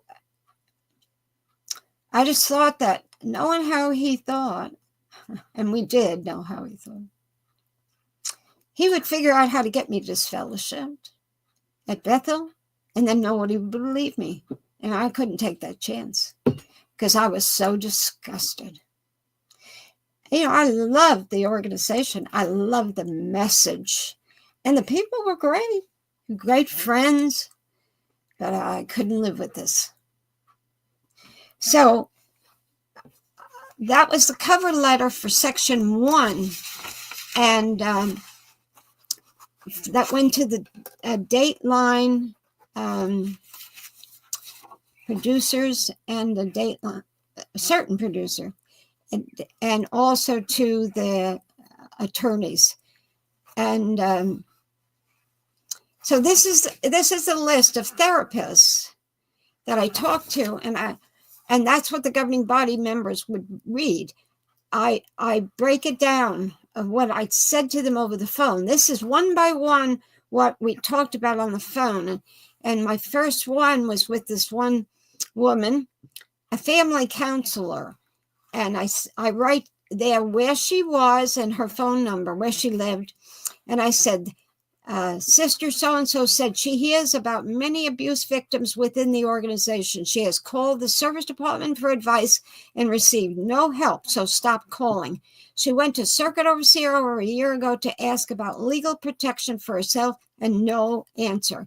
In her observation, young people in our organization suffer from a lack of spiritual direction, parental training, and consistency. She would be very glad to send in her views on this issue, because I had to tell them over the phone what I wanted. Did you on child abuse? Have you seen people with it? Or how about the depression? And how about the MPD? Those are the things. So they promised to write in a letter. And so that's what I'm going to do. I'm going to read the what we talked about on the phone. So it'll be a small blurb or a big blurb with each one, but I'm not telling you the names of the therapists. And specifically, this had a lot to do with repressed memories or dissociative disorders, to see what they had to say. One of these therapists, he was more than a therapist, that is for sure. I won't give his name, but when I don't forget, not only do I break this down, but the governing body members get a copy of the letters. See, we did it every way so that for their convenience. So if they were very busy and didn't have time to read 13-page letter, as one of them sent, then I broke it down as the important issue to do with repressed memories and things of that nature, because that was what this was about. This wasn't this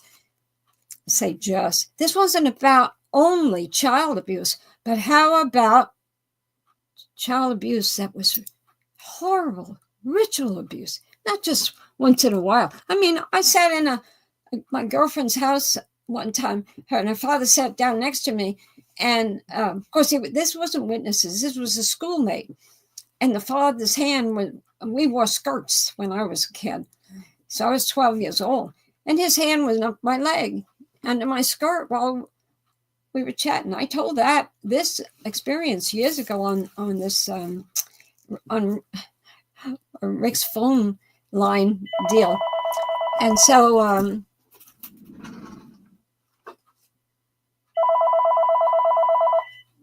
so I told this, and I got up and walked out. I didn't say a word to him. I just got up and walked out. So that's not what we're dealing here with. I don't know what this man must have done to his daughter.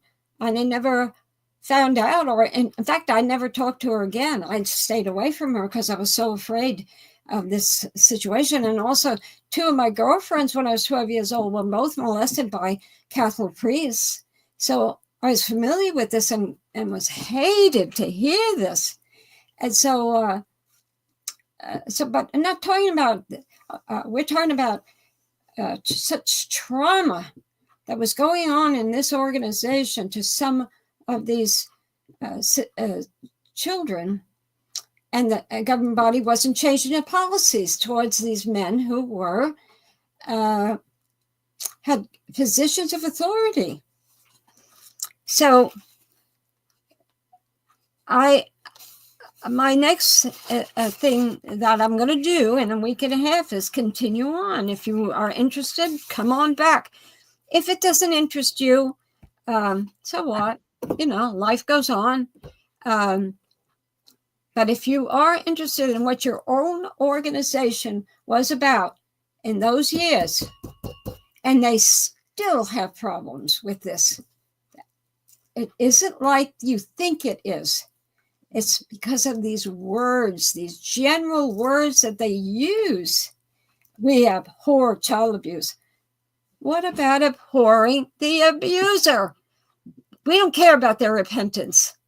Absolutely. Let God take care of it. Religion, most of the Catholic Church is raised a Catholic. The Catholic Church warns you, if you did bad, you went to hell, right? But if you did bad, burning hell. But God did that to you, right? Well, in this organization, if they construe you as a sinner, they punish you right here on this earth. That makes for depression and worse. So I'm not into talking about that. So if Barbara, this is Rick. I'm telling you, you got a good audience in here tonight. Boy, I'll tell you, you've been keeping people on the edge of their seat. They're very thankful that you're sharing these letters. If I said it, they wouldn't believe it. But when you say it, they believe it. And boy, you got me sitting on the edge of my seat here too. These are actual letters, friends, that Watchtower received. Barbara isn't making this up. So if you're a witness listening in here tonight, Barbara Anderson.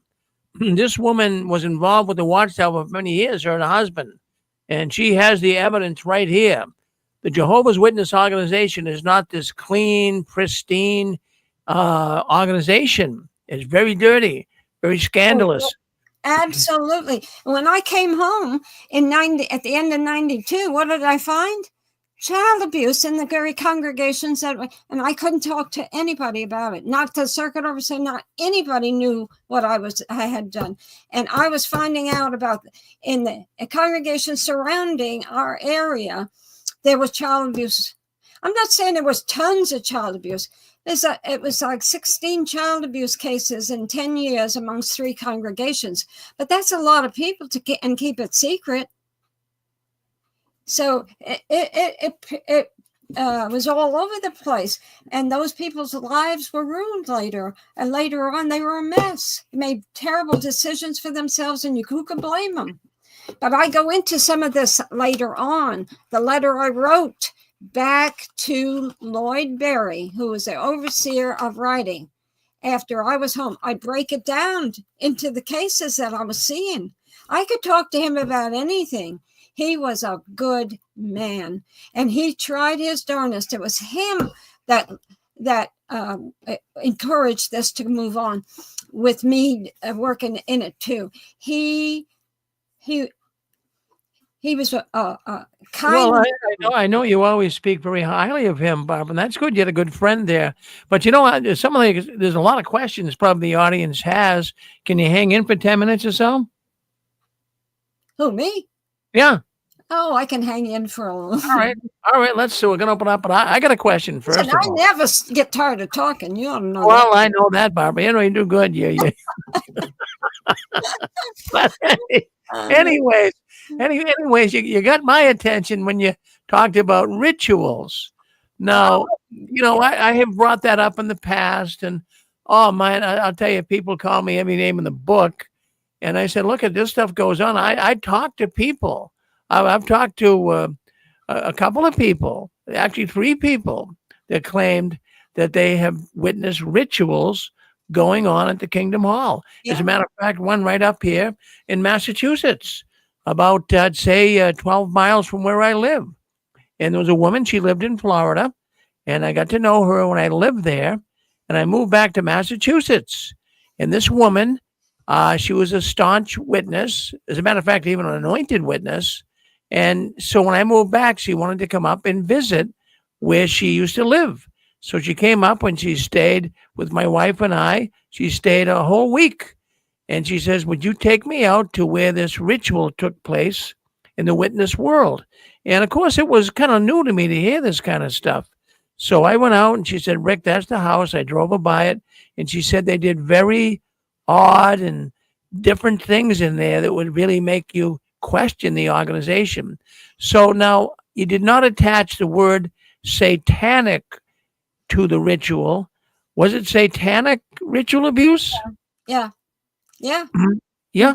Right. Yeah. Yeah. Well, I'm glad it's coming from you because I'll tell you what, I'd say about 15 years ago, I had a woman come on here and she wanted to talk about it. And so I promoted it on Facebook like you do your little banners. And so I said, I got a woman coming on tonight. She's going to talk about satanic ritual abuse in the Watchtower. So I got a call from one person in particular. A number of people were really upset I was bringing this woman on. They said, don't bring this person on. If you do, Rick, you'll never have any credibility. And it really, I'm telling you, after the program, I said, well, maybe I shouldn't have because these people were saying, Rick, that's all made up. That's all hype. But this stuff goes on, Barbara. Oh, yes, absolutely. You Good don't for know you. what your neighbors do either. You know, you don't Yeah. know what goes on behind closed doors. Aren't you shocked when you see happy people at the Kingdom Hall regularly and then all of a sudden they divorce? You know, you say, well, I never suspected that Well, this or that. You know, they cover it up good. They all walk around. yeah. Barbara, I can remember, we were supposed to be the happiest people on the planet. And I have to admit, I kind of faked it a little bit.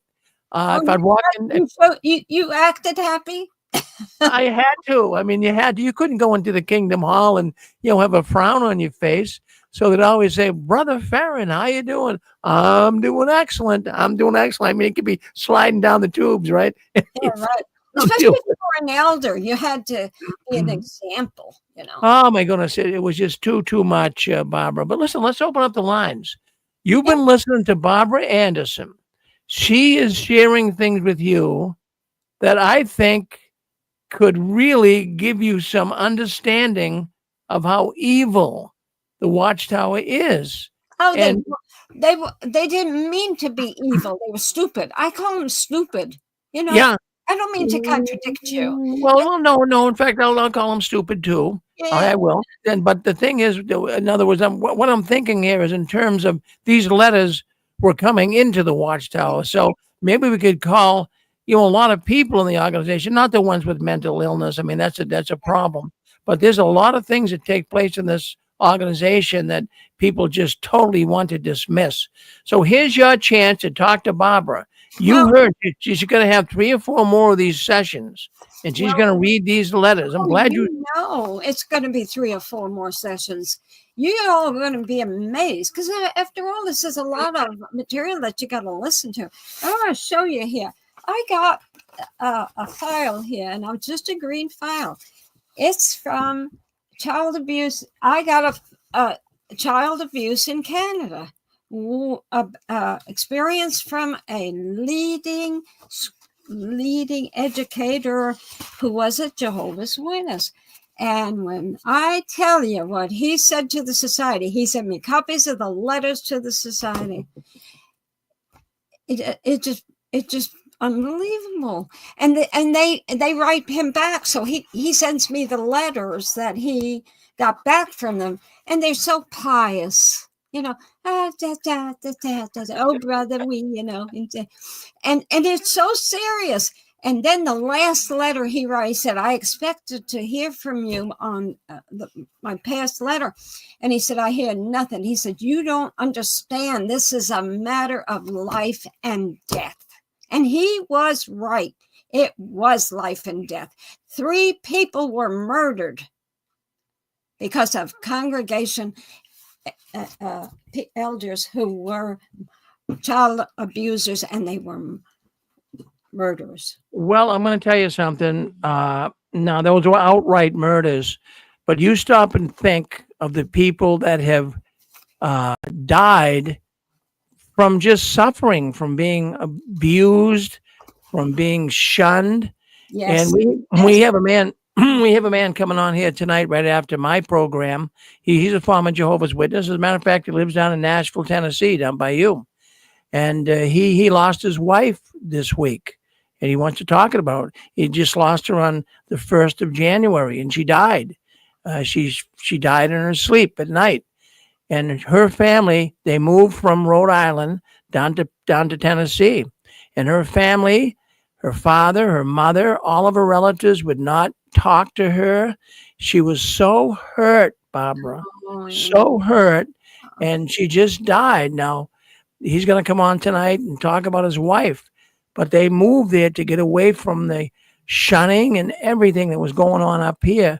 This organization hurts so many people. That's right. Yeah. That's why this is happening in Europe, with the governments looking into this. I recently received an email from a very prominent newsman in Europe, and he was asking me questions, and so I answered them the best I could. They don't have a lot of child abuse in some of the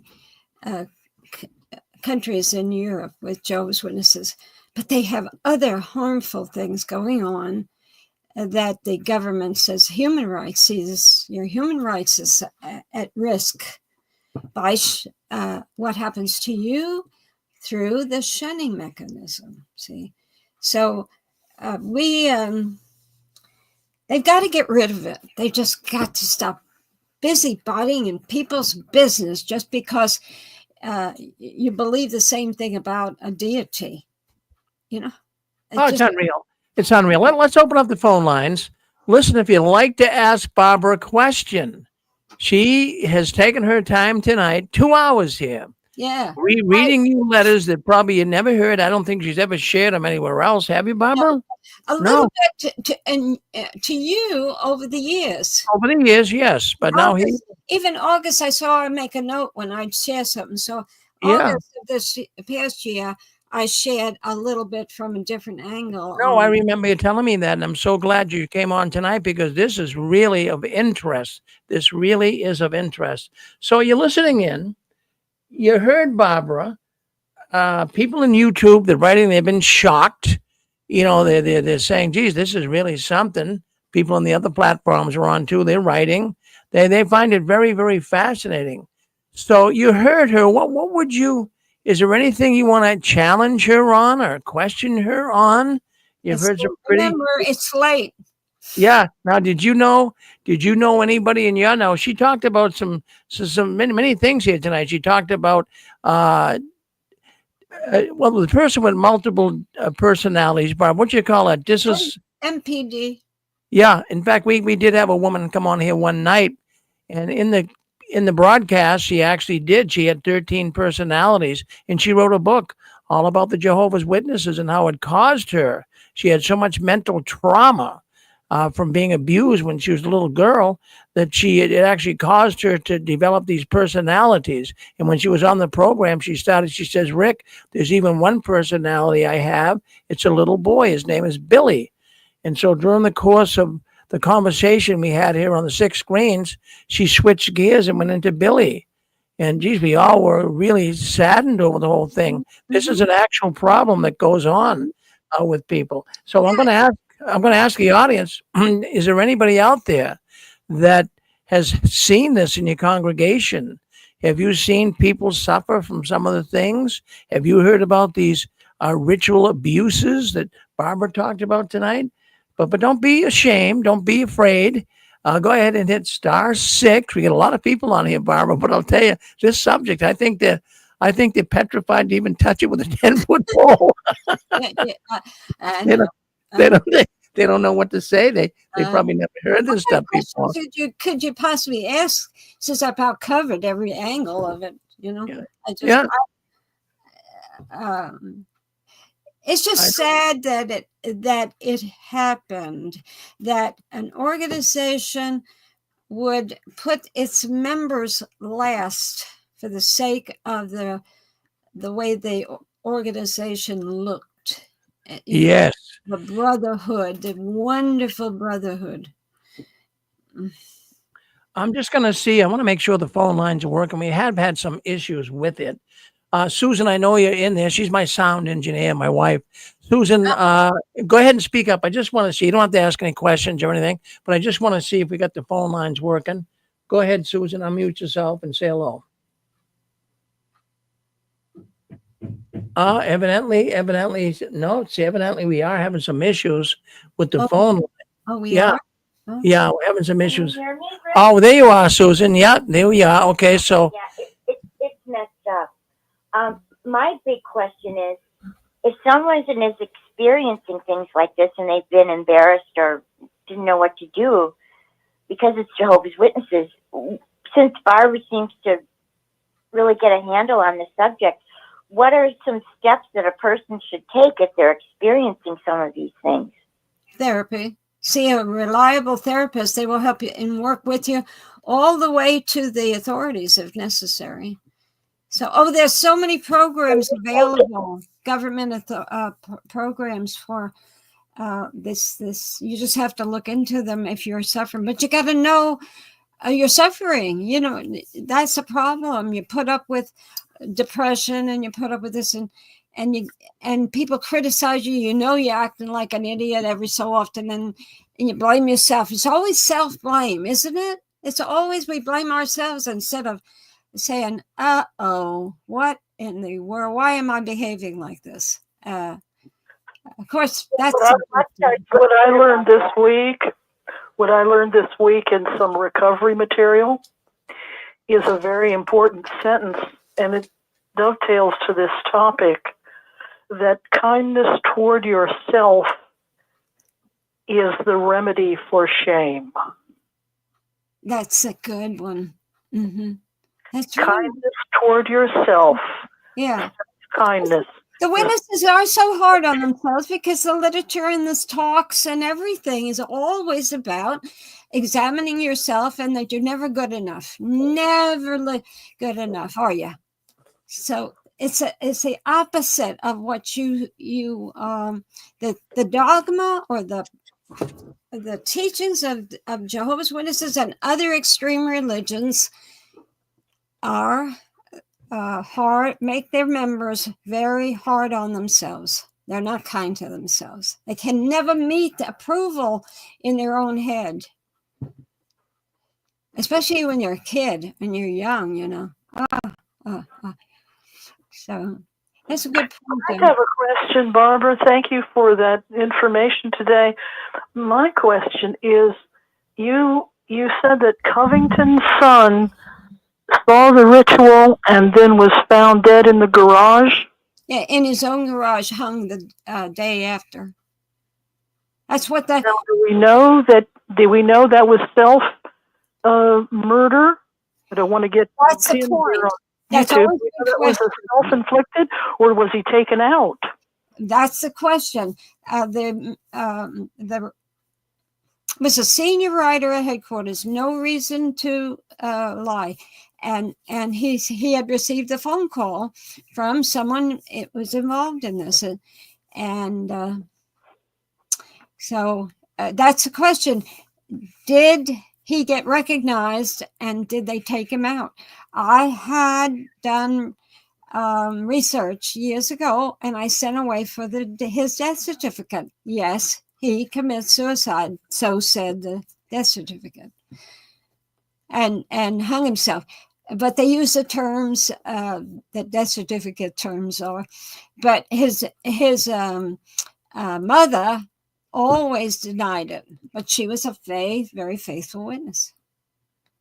So I can only relate what I was told by people who are responsible for that I really would believe.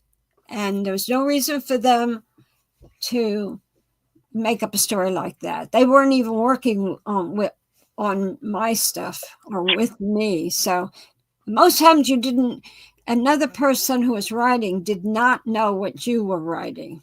That's the way Bethel was. You didn't talk about your assignments.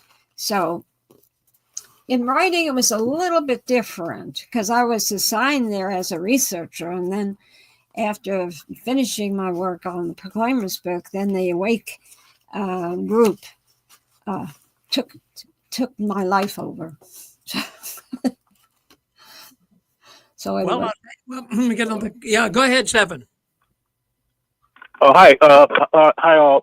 Thanks for the opportunity to speak. Ms. Anderson, enjoy your program as I always do. I do not have a question. I have an experience that goes to exactly what you've been talking about here. I have a family member that works in a hospital.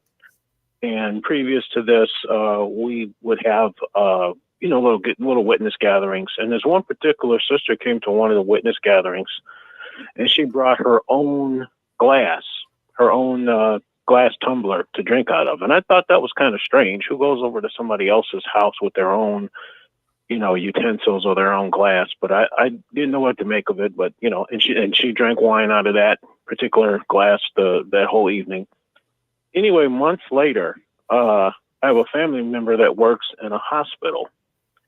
And she was telling me that she goes, this is Sister so-and-so. And I said, yeah, because she had been over my house with drinking out of her own glass. She said she had some kind of nervous breakdown or some kind of mental episode or something. And she said she was in the hospital. She said, and when I went in to talk to her, she was a completely different person. She was like her whole personality. She said she was a child. She was a little girl. Mm-hmm. She went by a name, and I've forgotten what the name is now because this is several years ago. Mm-hmm. And she was in the bed, and she's a large woman, but she was in the bed with the blankets almost pulled up to her eyeballs, just completely in fear and hiding, not hiding like hide and go seek. If you remember that when we were kids, we'd play hide and go seek. Not like that. This was like almost out of terror. Like somebody was after her, and she was a little girl, and she talked like a little girl, and she completely acted like a little girl. And she would ask, well, what's that? And she'd point, and this is, mind you, this is a registered nurse, this particular individual. She's a registered nurse. Mm-hmm. And she's asking my family member, what's this and what's that, pointing to her stethoscope and her thing, the blood pressure and the various devices, that she would know exactly what they were because she's an RN. But when she had turned into, the personality had turned into that of a young girl. And right before, and she said, I was just so angry and I was so scared and I was just so hurt. And she said, and I just did the bare minimum of what I had to do, and I just ran out of that room, and I had to go someplace and just try to gather myself because she had never seen a multi-personality episode. I've never seen it either. I wouldn't know what to think, either. That's got to be terrifying. So I just wanted to bring that up. And now that I'm listening to what you said, it makes me wonder if maybe something so terrible happened in her childhood maybe right around that same age that she was acting out, that just as you said, the body goes into that kind of mechanism in Yes. order to try to cope with what it's going through. But in any event, we began to learn things about her. She since moved. She had some sort of a psychotic break. She was walking down the street, not too far from where I live. Her daughter had moved out of state. And someone, I think, mentioned her daughter moved out of state because she just couldn't take, her mom and the episodes that she would go through. And because she's a highly intelligent, person, and like I said, she's an RN, she knew what to say and more importantly, what not to say. So they could never really institutionalize her because she's an RN.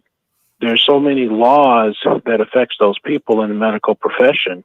You have to get a certain amount of days off. You can't just fire them and all of that. So she's been able to function, for all this time. But I don't know what became of her because all of this happened so quickly. But she moved.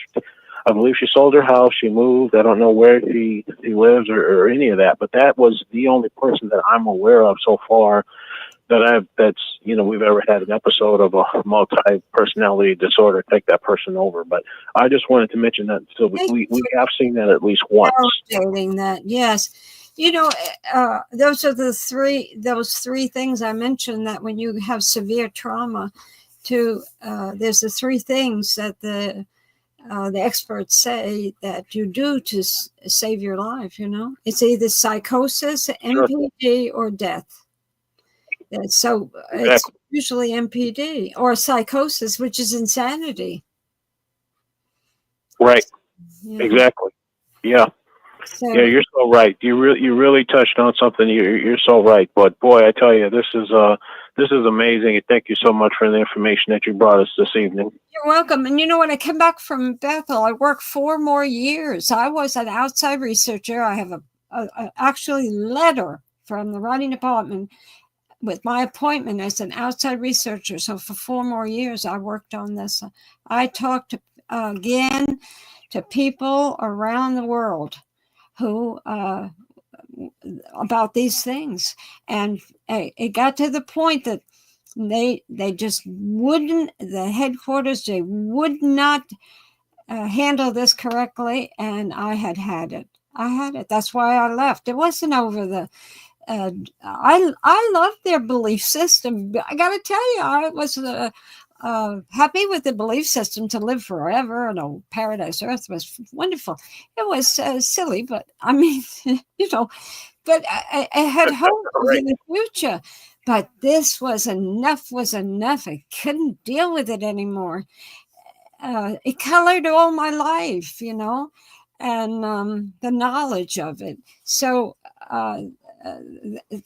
some of the governing body, they were struggling with this too. So Sidlek knew, and Swingle knew, and Harry Poloyan was a very close friend of both of those men, and explained the whole thing to each of them, because each of them talked to me about it. We went out with Sidlek and his wife, Joe and I, out to a special place in Long Island for the day. And that whole time we were in the car, we were talking about this child abuse. So they were aware. Interesting. That brings up an interesting point. Do you think that whether it's a governing body or the layer right below, these helpers, the ones that know about this and know that the organization has turned a blind eye for whatever reason, do they really believe in a Jehovah or some sort of a God who sees them? And if so, do they really think they have God's favor being a part of an organization and in fact setting the rules and the regulations that basically have allowed this to happen? Do they even think of that? Do they even believe in God, or is this really just a farce and it's all about money and power to these people? Yeah, I think it's a way of life.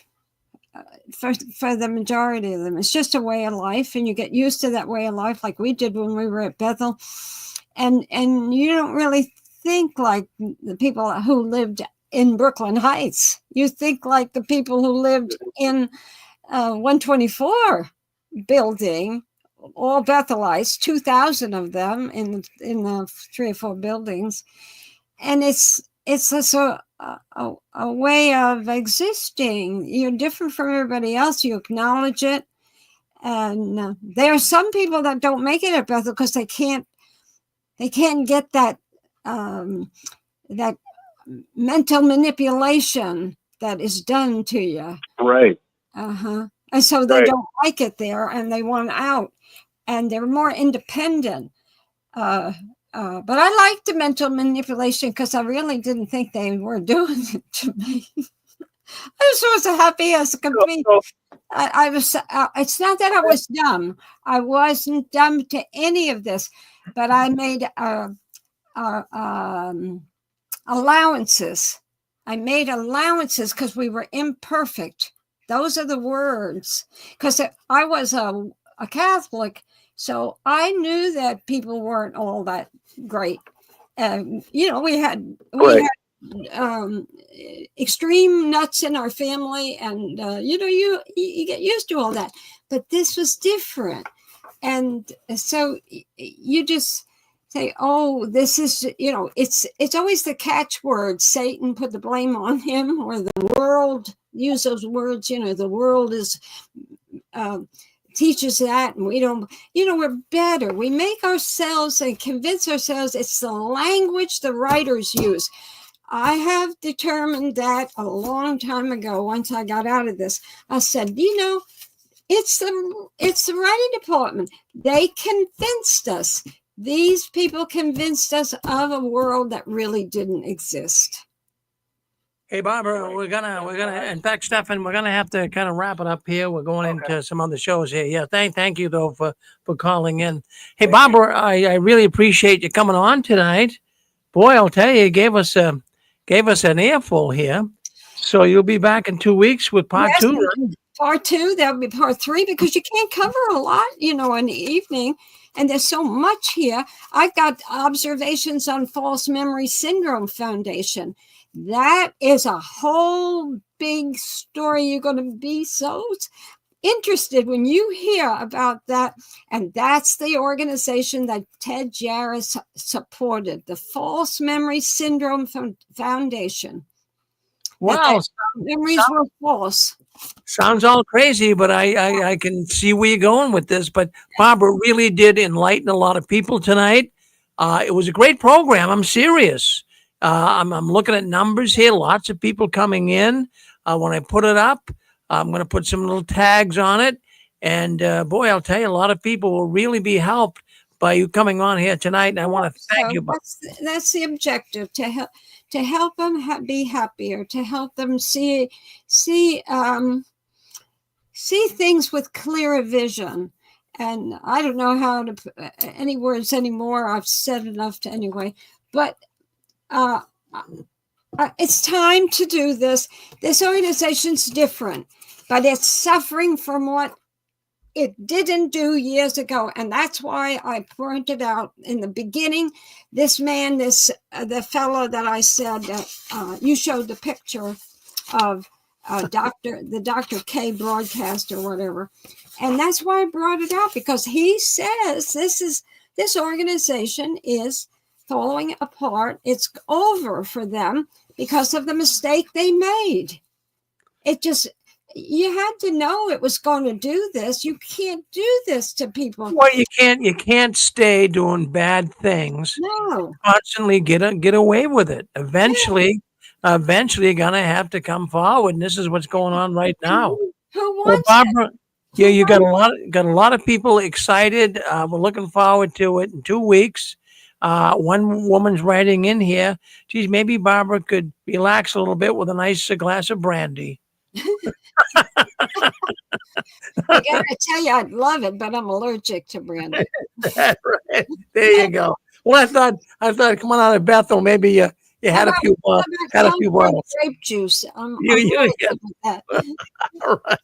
All right. Okay, I Thank enjoyed you, Barbara. talking All right. to you all. Thank you, Barbara. You're a Have good nice woman. evening. And Don't thank you ever change.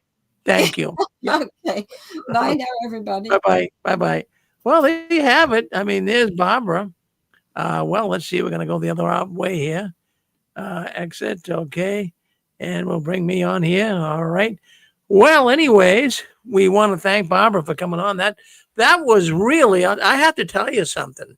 That was one of her better programs. There's no question about it. And friends, you never heard this before.